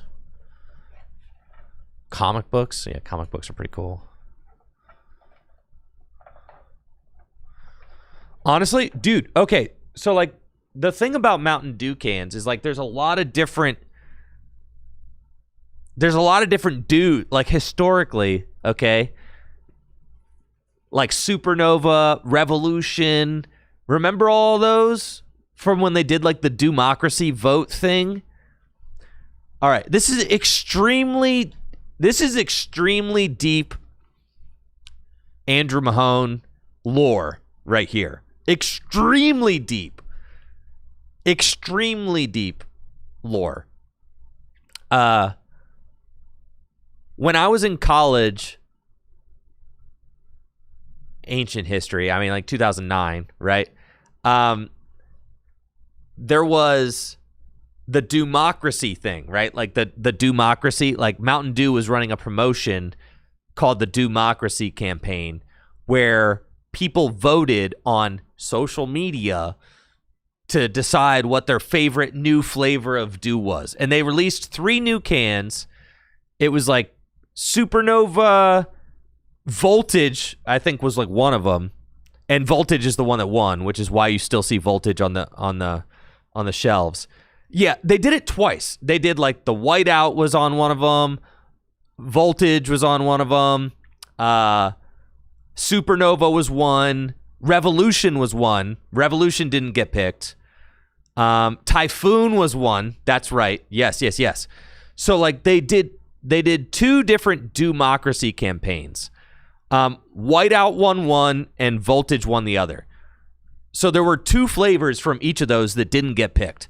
So like Supernova was my favorite of one of the campaigns. And anyway, so like I bought up a bunch of them and then I ended up selling my Supernova cans. I probably sold them for like $25 a pop or something, you know, which was like cool. Like a can of Supernova for $25. Like, I mean, like, you know, the little 12 packs that I bought for like $3 ended up making quite a bit of money. That was pretty sick. But when I was in college, I think it was the second Democracy campaign because it must have been around 2010, right? They had a contest on Facebook where they invited people to design a new can design, right? For the Mountain Dew cans.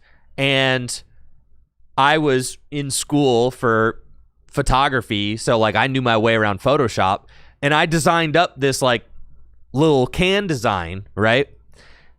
And submitted it for the Democracy contest, and it was like the top 10 finalists all got a free MacBook Pro. 17-inch. Like, they don't even make the 17-inch anymore, but it was a 17-inch MacBook Pro. Like, the top 10 finalists got, based on voting exclusively. So, like, I made a design, and then I, like, campaigned all of my friends that I knew at college to, like, tell their friends and to get everybody to, like, vote for me.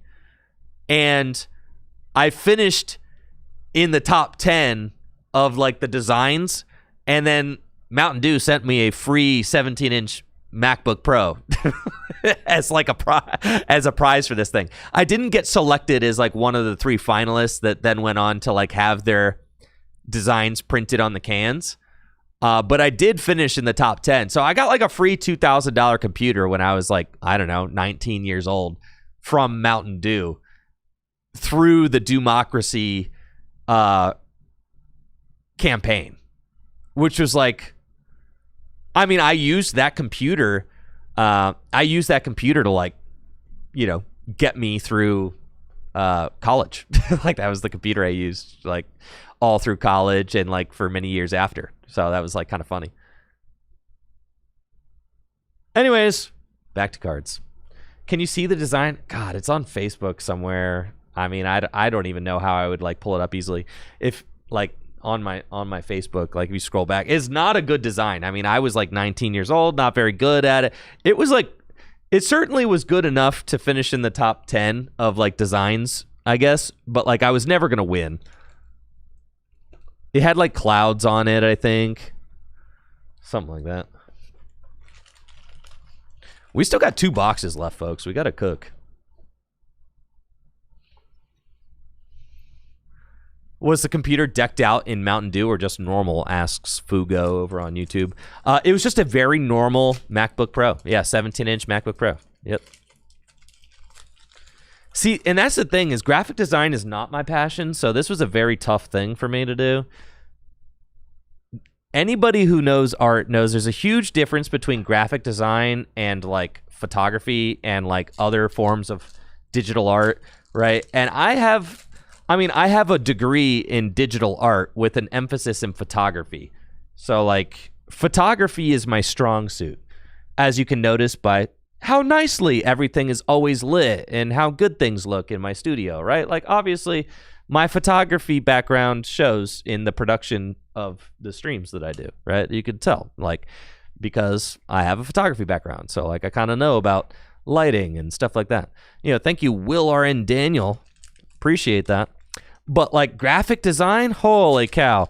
Dude, I don't know anything about fonts or Adobe Illustrator or anything like that, dude. That stuff is all, like, completely foreign to me. Really difficult to navigate also. It's just like they're just different beasts entirely, right? And thank you, Lunatonian, for the Prime sub as well. Lunatonian, Will R.N. Daniel, thank you. Yeah, they're different. Graphic design's really tough.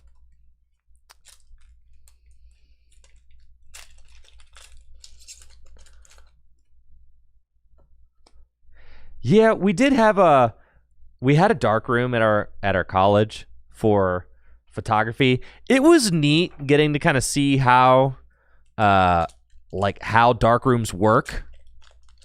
But honestly, I'm good on like the whole dark room stuff. I'm much more of an instant gratification type of fella. I just want to see it as soon as I press the shutter. I want to be able to see it. Lunatonian was a wedding photographer for 20 years. Yeah, that's cool. I have shot a number of weddings because when you're a photographer, I think this is Mega Lucario number 8. Because when you are a photographer by trade, inevitably you end up doing some weddings. That's just the way it is. It's literally just the way it is. I think it's impossible to avoid, actually. If you are a photographer by trade, inevitably you end up doing weddings. Like some. I think I've probably done about somewhere between 5 and 10 weddings.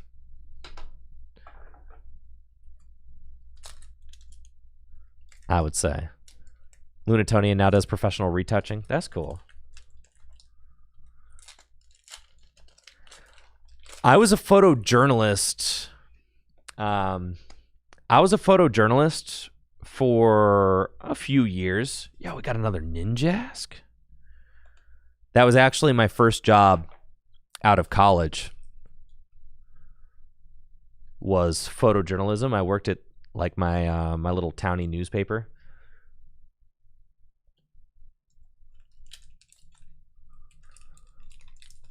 Venom studied for audio and production. Yeah, audio. That's another thing.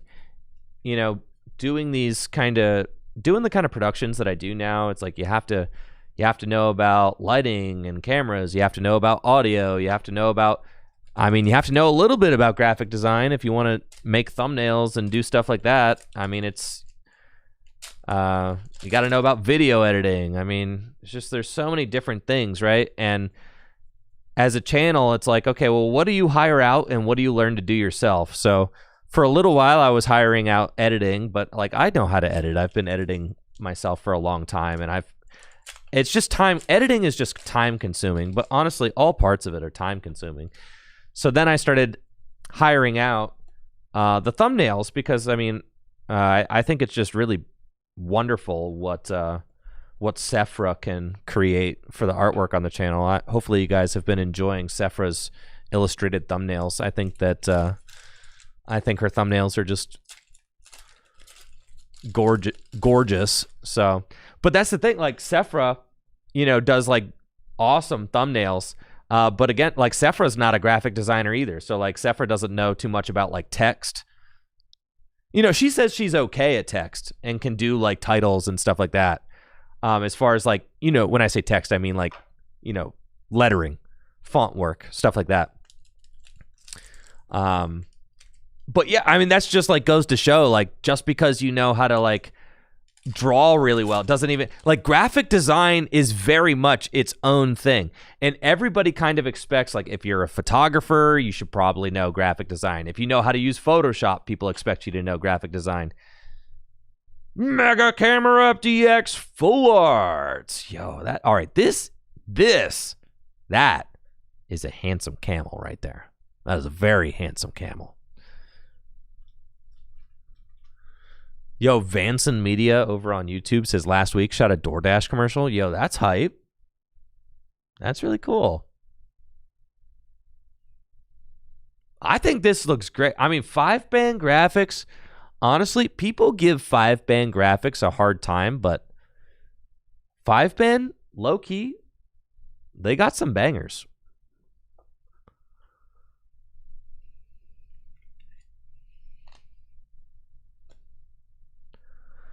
And that's the thing is like I am like capable of doing some graphic design work. Like yes, I have Photoshop, right? I mean like I can do it, but that doesn't mean like if as far as like designing a logo and stuff goes, like dude, that stuff I am just completely unqualified to do. You know, thank you. Let's go. Mega Absol. Yes. 5-band is the epitome of the lifeless models I claim to hate in the video games. No, dude. 5-band's got some bangers. You got to appreciate them for the lifeless models that they are. Listen, lifeless models can be cool. They're like camp, you know? It's like camp. All right, like, dude... You know, like think about some of the funniest cards are like lifeless 3D models, right? You know what I'm saying? Like think about like the old original EX era, like GameCube looking polygon 3D models, like objectively ugly, right? But there's something kind of like camp about them that sometimes I'm like, well, you know what? That's just a freaking Pokemon card right there. Like that just looks like a freaking Pokemon card. Like that. You know what? That's a freaking Mega Camera Up is what that is. And it looks exactly like a Mega Camera Up. I don't know. To me, it's cool. It's like camp. It's camp cool. But the real one, dude, I think, what is it? All right, I'm gonna take, now you got me sidetracked. All right, pkmncards.com.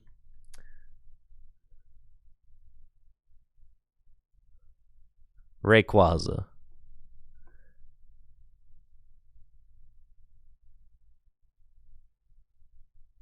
Like, that's a good-looking Rayquaza card, you know? This card right here is like one of the reasons why I'll always defend 5-band graphics, because this card just looks good. And when you look at all of the Rayquaza, Like, look at all of the Rayquaza that exist, right? And look at the amount of hideous Rayquaza that they have made. Like, look at the sheer number of terrible Rayquaza. There are horrible. Almost every Rayquaza is just ugly as sin. This is ugly as sin. Every single Rayquaza card, they're almost all absolutely. Now, obviously, Rayquaza Star, beautiful. You've got the Fukada, just like incredible artwork. But like for the most part, it looks like a stupid lipstick dragon. Okay, that's what it is. And most Rayquazas look terrible. Even look at a card like this. Silly. Like, I don't know. They look bad. Why do they all look bad? Look at this thing. Now, this is a soulless 3D model for sure. That just looks horrible. I mean, this is about as ugly as they get. Now, this is not even funny on like a camp level, right? This is just ugly.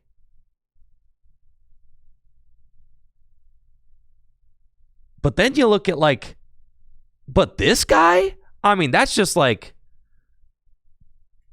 is beautiful.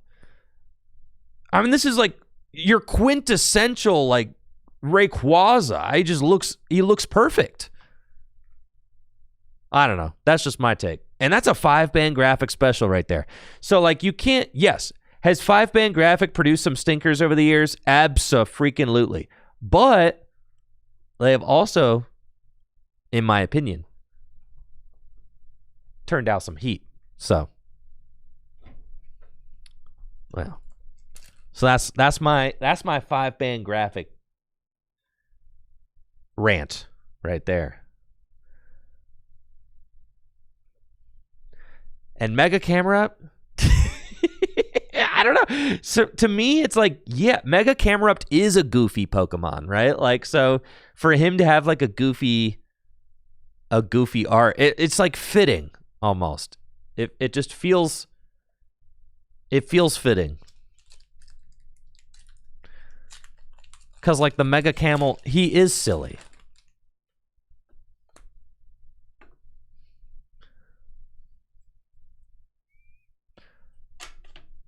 Clawitzer.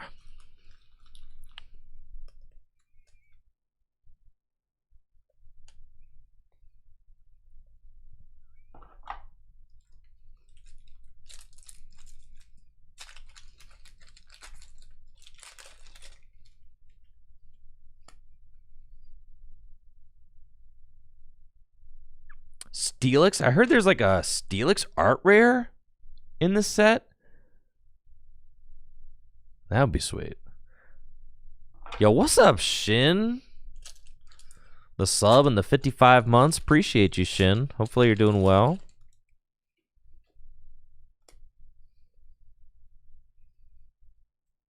Anybody out there getting Legend Z to A when it comes out?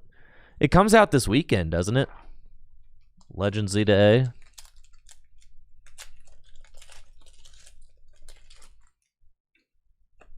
Does it come out this weekend? The 16th. Got another Lilies. And a Mega Abomasnow. Yeah, I'm not going to be purchasing Legend Z to A. Personally. Because it just doesn't, like, I didn't really enjoy Scarlet and Violet. So for me, I'm in a position where it's like I'm kind of just holding off on buying more of the Pokemon video games until they release something that looks impressive. Something that like I'm gonna make it so that Pokemon has to like win me back, more or less, right? Like they gotta win. I'm not just talking about performance issues. I'm talking about the look of the game. Like the 3D models, everything, the art direction of the game, it looks like soulless and kind of empty, right? I just don't like the way that these new games look. I think they look soulless and, yeah, and just kind of ugly, honestly. even if the performance issues are addressed, they still don't look good, in my opinion.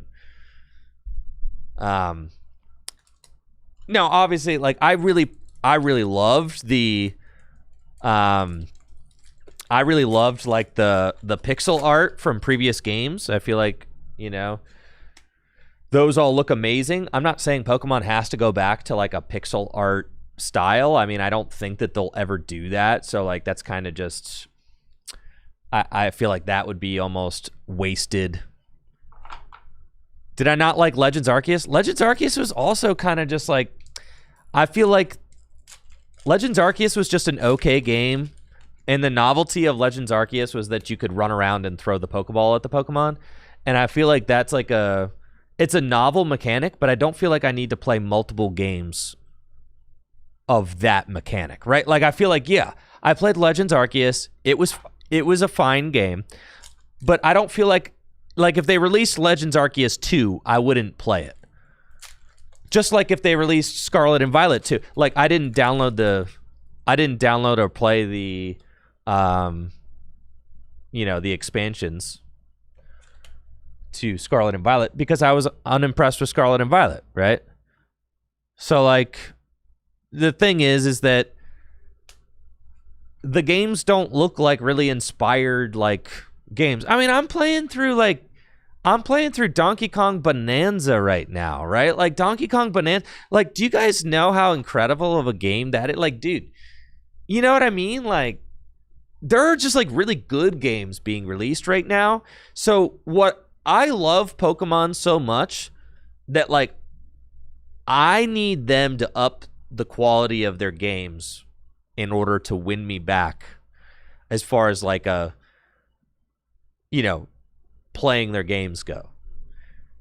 That's kind of where I'm at with it, right? Like, because there are a lot of really, really good, beautiful, inspired games out there, but Pokemon does not feel like beautiful, inspired game worth playing to me. Like the Pokemon games in 2025, they don't really feel that way.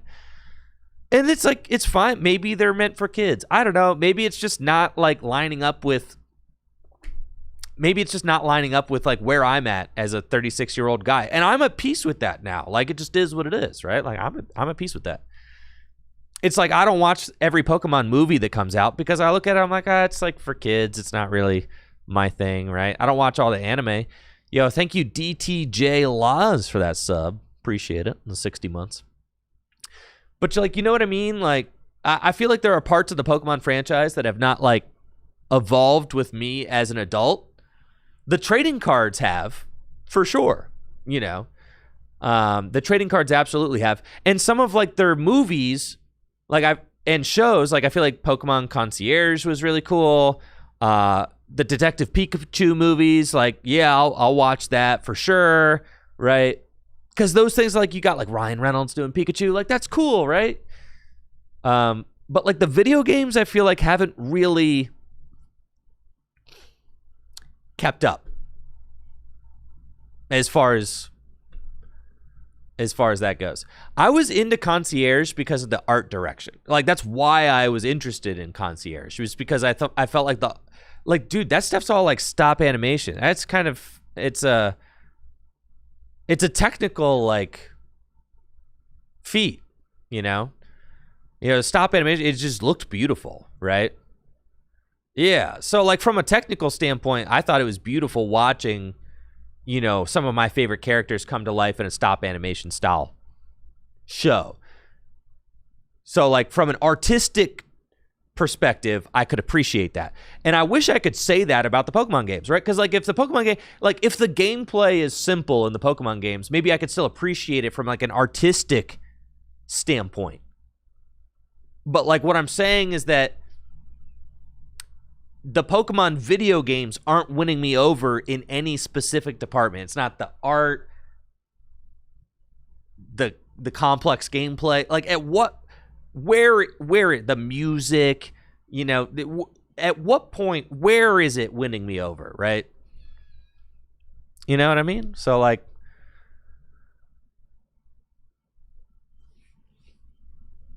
yeah, so that's where I'm at right now. But like, I'll happily watch. Like, I'm gonna watch my wife Natalie play through. I'll watch her play through the new Pokemon game, and and that way I can kind of like keep up with the lore or whatever, and kind of like see new Pokemon and that kind of stuff, and I'm fine with that. But as far as like spending $80 on it, like to actually have my hands on the controller, like I'm probably okay.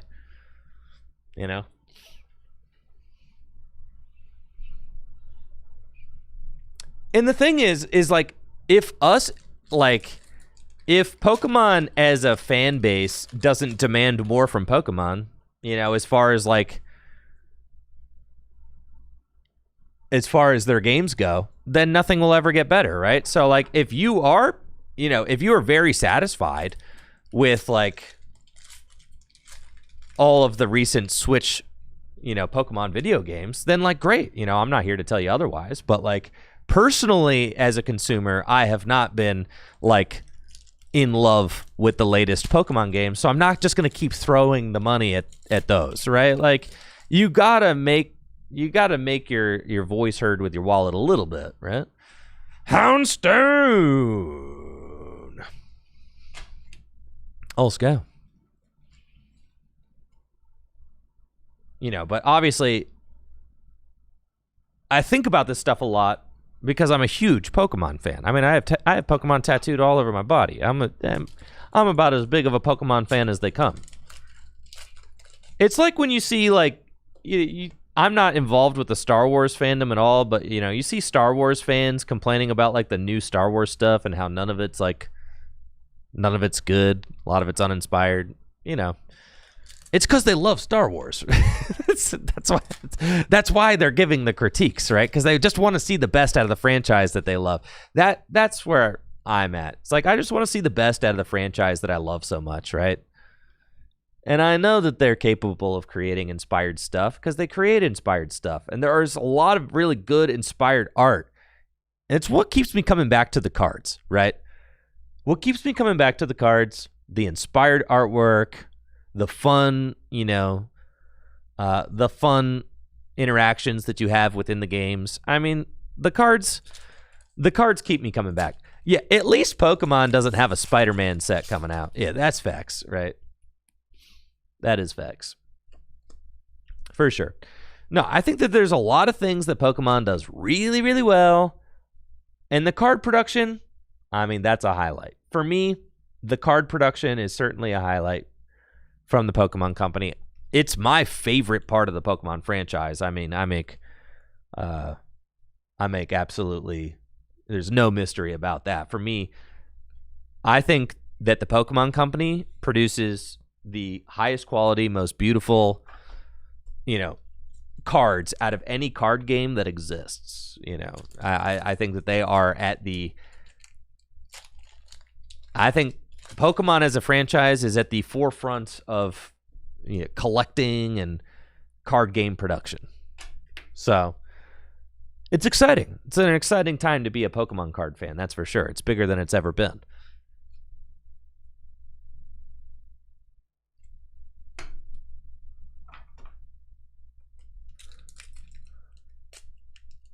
Now, people can critique stuff as far as like product availability and stuff like that, and for me, it's like,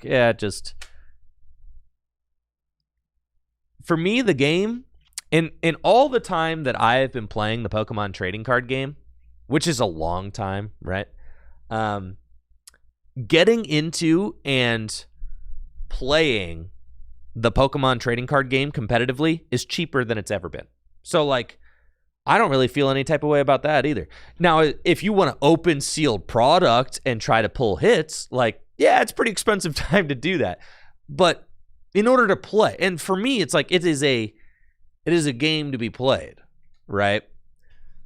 So I feel like the Pokemon Company has done like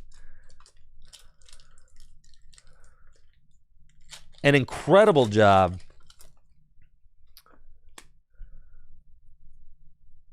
with the Mystery Garden. I think Pokemon's done an incredible job with making the game accessible yet still exciting for collectors. I feel like that's something that they've done a good job with lately, right?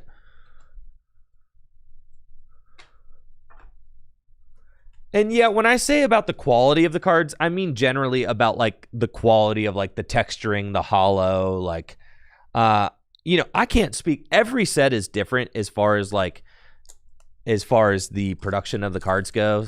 It feels like sometimes you have good batches, sometimes you have worse batches. I mean, but that's just how anything goes when it comes from a factory, right? Mega Abomasnow EX Full Art. Look at him and his Abomasnow shadow. This is a beautiful, beautiful guy right there. Yeah, I mean, just like the texturing, the foiling, I mean, everything about these cards just looks absolutely immaculate, if you ask me. You look at like the quality and like the presence of a card like this when you pull it, right? I mean, it pops in a way that I think is just insane. And I think they do just like a really, really good job of that as far as making the cards feel special when you pull them and all that stuff, right? I think they're just beautiful. Really. So that's something that I give Pokemon a lot of praise for. Their cards are really, truly exciting when they pop out of a pack.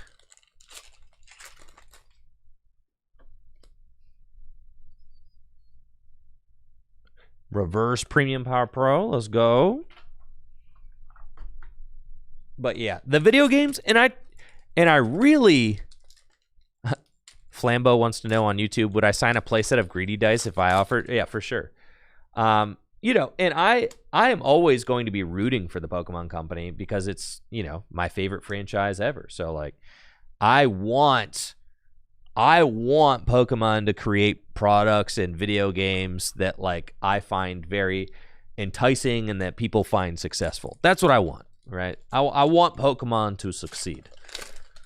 But then that also means as a huge fan of the franchise, I also need to be honest about my feelings about, some of the things that I feel like could be better. So for me right now, I feel like their video games could be better. I know they can be better. So I am going to, I'm going to stick to that instead of just kind of like gobbling up whatever they pump out, right? I'm going to stick to that opinion that I think that their video games could be stronger. And you know what? There's lots of older Pokemon video games that I still love to play. Like, I mean, I'm still playing through, man, to this day, I'm still trying to Nuzlocke Emerald, right? I still have not completed a successful Emerald Nuzlocke. I'm still working on that. So for me, if I want to play Pokemon video games, I mean, I just have like a huge library of games that I love that I can choose from. So I'll just do that. I mean, because it's like, because there's so many Pokemon games, right? There's just so many to play at this point. I could spend the rest of my life playing old Pokemon games. Yo, we got the Art Rare Shedinja. Look at that, dude. To go with our Art Rare Ninjask, we've got the...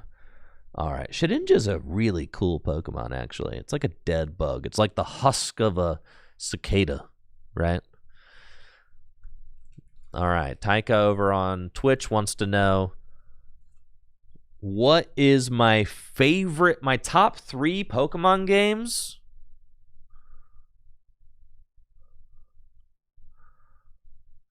My top 3 Pokemon games? That's a good question. Stack them? They stack? Yo, they do stack. Dang, that's crazy. That's cool.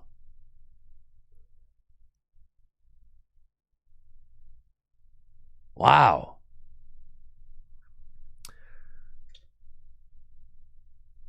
Top 3 Pokemon video games. Emerald, number 1.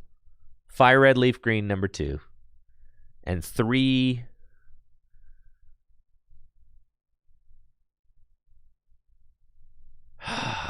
It's like 3 has got to be. It's either Heart Gold, Soul Silver, or like Platinum. It's got to be Heart Gold, Soul Silver, right? Yeah. Heart Gold, Soul Silver. I don't know. Having the Pokemon behind you is like, I mean, that was so cool. The game looked great too. It's between Platinum and Heart Gold, Soul Silver for me. For me, I thought that like Heart Gold, Soul Silver, and like Platinum were kind of like the peak of like that style of 3D. And then I felt like with XY and Black and White, I didn't like how they kind of started trying to like make things more three-dimensional, because I felt like it just looked kind of shoddy. And I actually feel like the quality of the game started to like, yeah, it's like they were trying to move into like the 3D time. They were like trying to move into 3D, but like it never really looked great. I don't know, in my opinion.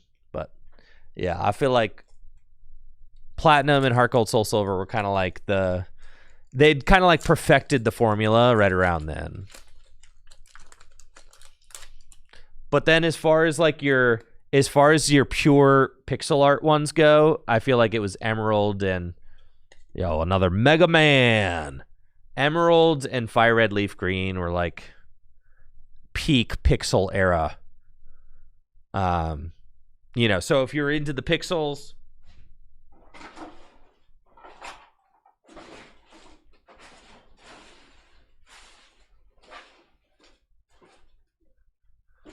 yeah, if you're into the pixels, it was like Fire Red Leaf Green and Emerald, and then if you're into the more 3D style, it was like Platinum. Yeah, Platinum and Heart Gold, Soul Silver for me. But my favorite era of Pokemon games is for sure the Game Boy Advance games. I feel like that's kind of like to me, it feels like the most fully realized Pokemon games. They just feel the most, like when you ask like what feels the most Pokemon to me, and it's like the Game Boy Advance feels the most Pokemon to me. And it's not, and I'll always preface this by saying it's not just nostalgia that's talking, because I'd never owned a Game Boy Advance growing up. It's just going back. So like the Advance era was the era I skipped. Actually, I had a Game Boy Color. I did Crystal, Yellow, and Red when I was a kid. Skipped the entire Advance era, and then I picked back up again with Pearl when I went away to college. So like, yeah.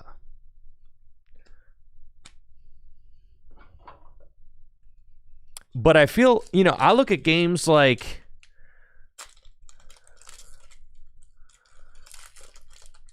Octopath, and I can't help but think, what if Pokemon embraced more of like a style like Octopath Traveler, to me, or like more of a stylized, even like what if Pokemon did a more stylized cell shading? Like what if it looked like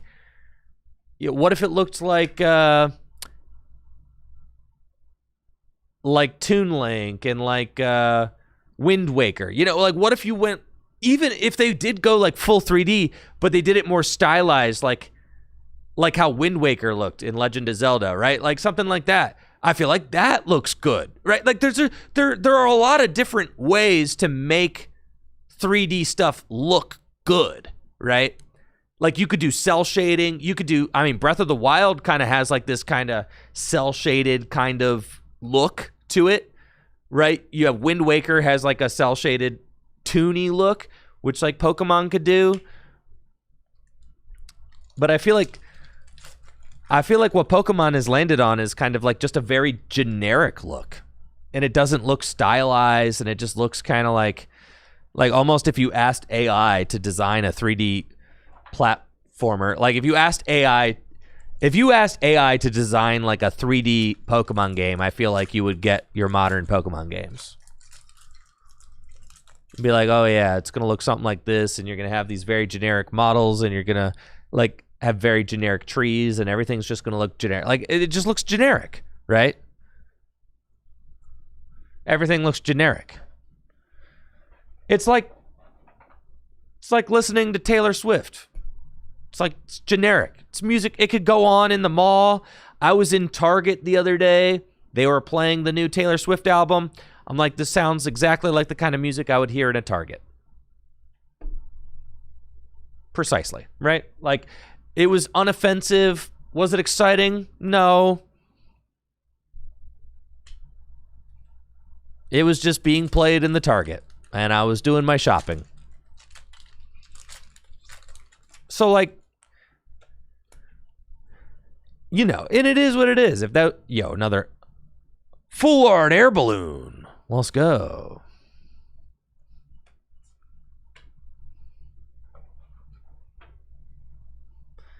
The new Taylor Swift album is highly offensive.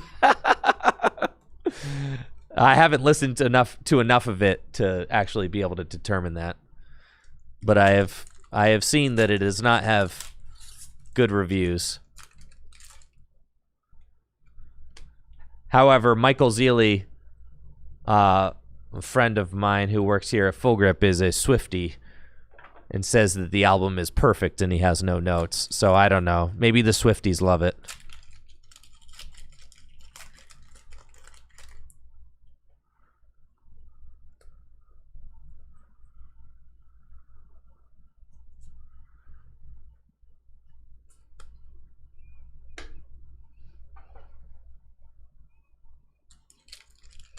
Listen, I'm more of a Charlie XCX fan myself, and I heard that she had some things to say about Charlie XCX. So, not cool, Taylor. Not cool.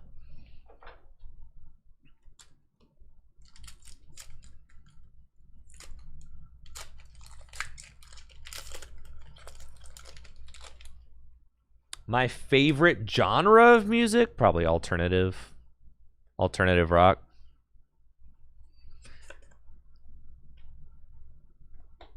Yeah, alternative. I like Modest Mouse. I like the new Wednesday album a lot. I went and saw Soccer Mommy with my wife Natalie a couple weeks ago in concert. Yeah, I like alternative music. Yeah, the new Wednesday album is quite good.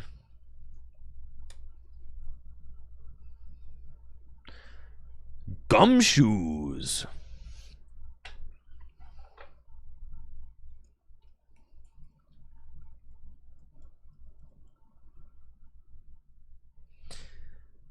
Yeah, ever listen to King Gizzard? Yeah, I have. I'm not into him too much. I tried listening to it. I listen to pretty much, a lot of new alternative when it comes out. If it gets if it's getting praise or like hype, I'll listen to it. But I don't love everything.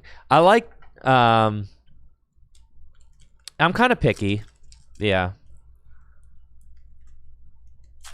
I like Waxahachie a lot. I've really liked the album St. Cloud. I thought was like absolutely incredible. I like our newer album too.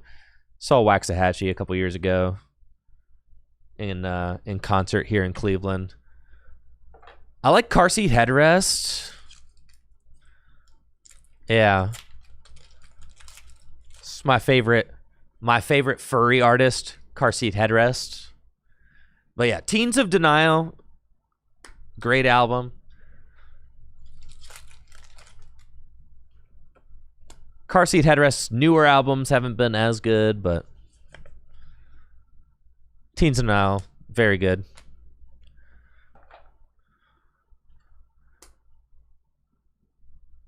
Oh, Beach House? Yeah. Beach House is probably, like top 3 band for me. Love Beach House. I mean, Beach House is like one of those artists that can like do no wrong for me almost. Like everything Beach House puts out is like perfect.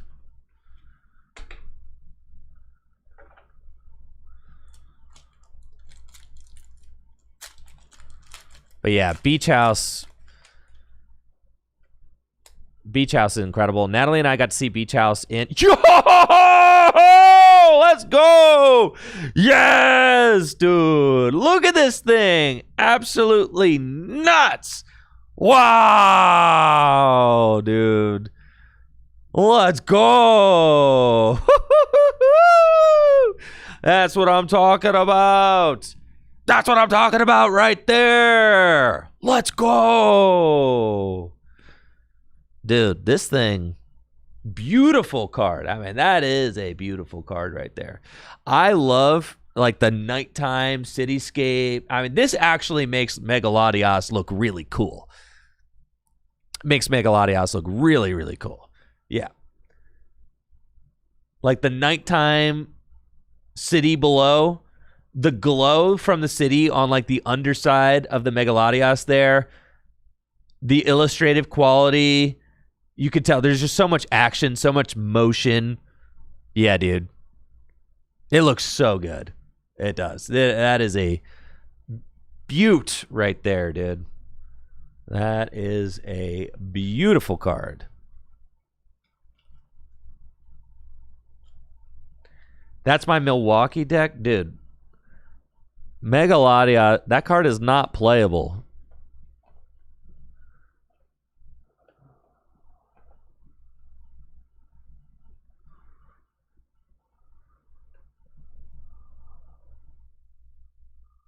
It is not a playable card, dude.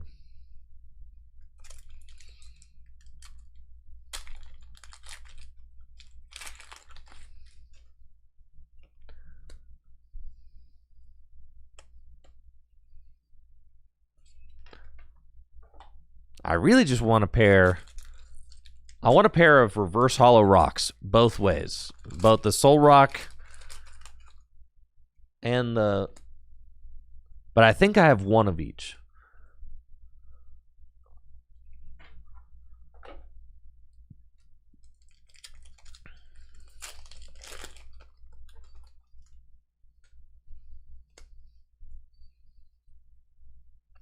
Let's go. All right. I've got 2 reverse Lunatone, I think. I don't know how many reverse Soul Rock I have, though. I think I have... I might have 1. But that's definitely my second reverse Lunatone. Well, let's freaking go, then. Well, let's just freaking... Yo! Mega Absol. Full art. Look at that. Everybody's favorite emo rocking Pokemon right there. Oh yeah, dude. That's what's up. Mega Absol. Some really great colors on this card. I'm loving like the blue and the neon yellow. They look great. Absol looks great. You look great, Absol. Good job, Mega Absol. Let's go.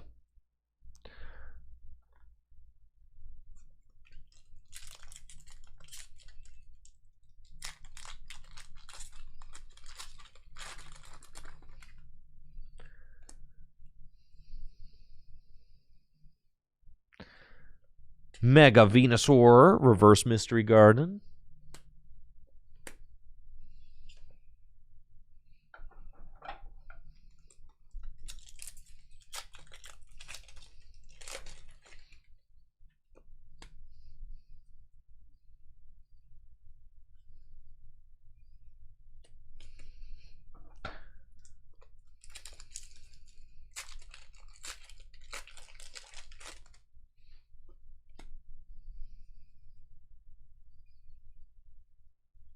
Meganium.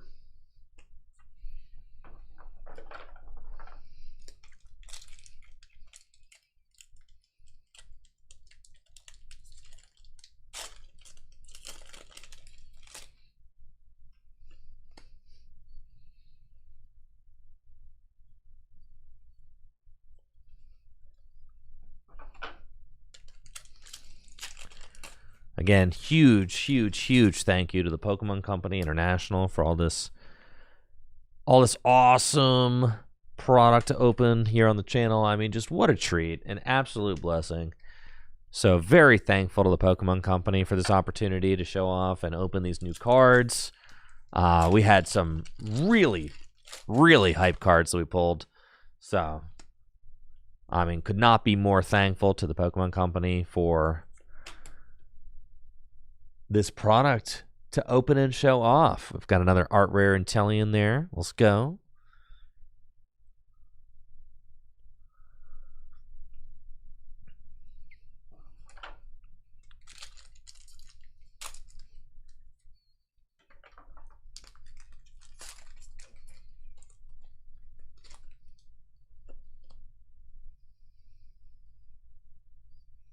Another Shroodle.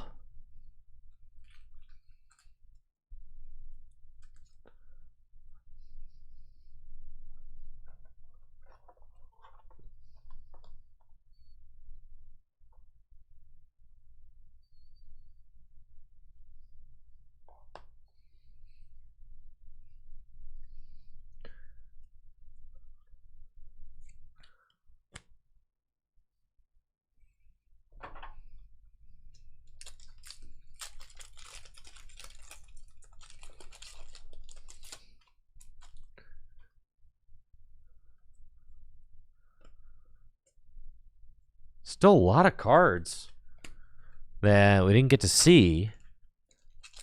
A lot of full art trainers. The Buddy. The Rare Candy. But, I mean, we got both Lilies. I mean, that's about as good as it gets, right? We've got 4 packs remaining in the opening.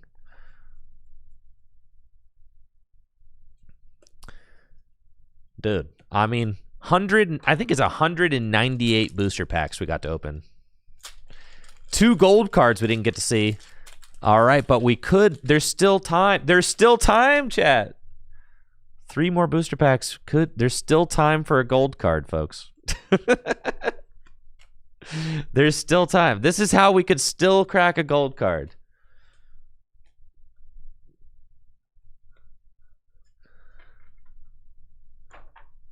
This is how we could still do it.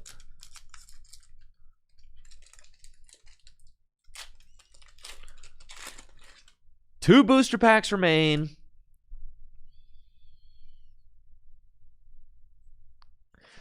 Mega Lucario EX. Number 9, maybe? And 1 final booster pack. Let's go.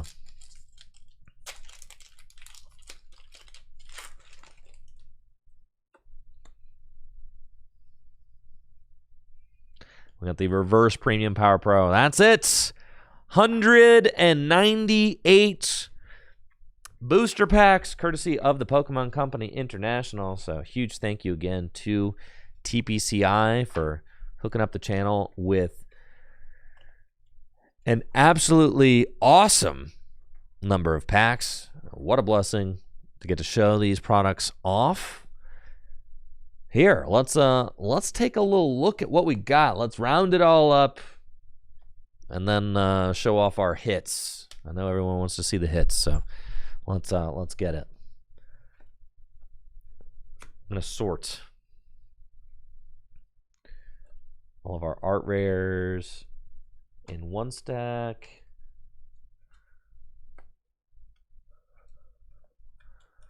We'll show how much of each thing we got.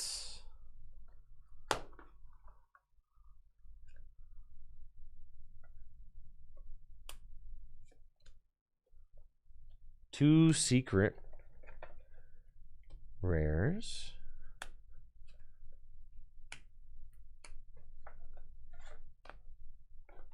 Got the Marshadow. Stoked we got the Marshadow.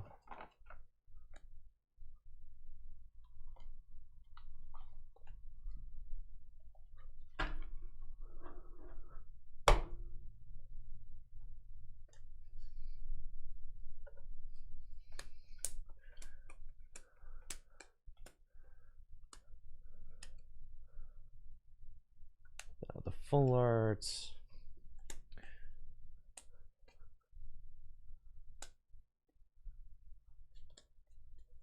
Camels.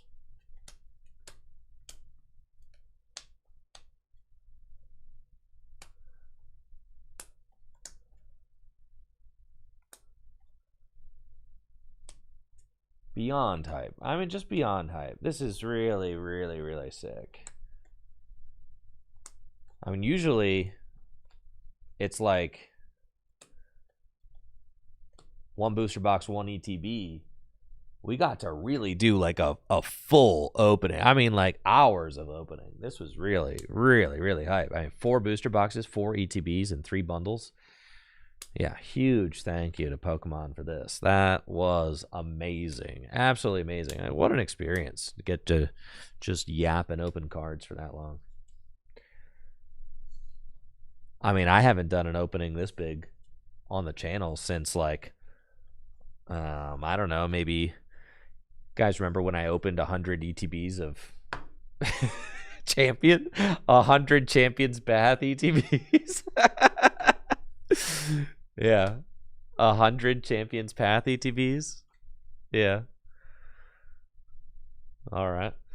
Let's see. We've got 2 Mega Gardevoir EX, 2 Mega Manectric EX, 5 Mega Camerupt EX, 3 Mega Absol, and 1, 2, 3, 4, 5, 6, 7, 8, 9 Mega Lucario EX. 1, 2, 3, 4, 5.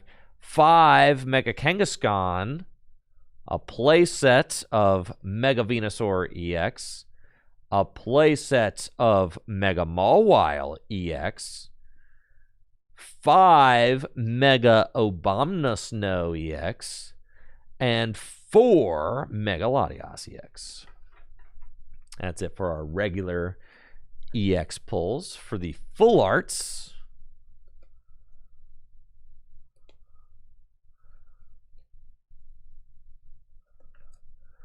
we got 2 Air Balloon, 2 Mega Gardevoir EX, 1 Mega Latias EX, 1 Mega Abomasnow EX, 2 Full Art Mystery Garden, 1 of each Mega Absol EX and Mega Camerupt EX, and an Acerolas Mischief, Lily's Determination, and Wally's Compassion.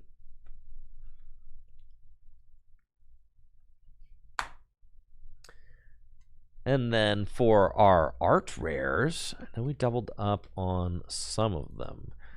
Shroodles, Houndstones, Spearows, Shroodles, Clawitzer we got a couple of. Young Goose we got a couple of. The Ninjask got a couple of. Clawitzers. Speartomb was our most pulled. Executor we got 2 of. Houndstone.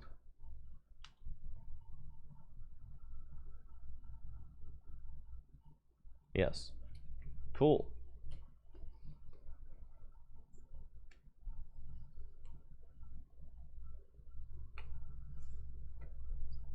Felt like I got 3 Spearow, but maybe it was just, yeah, just 2.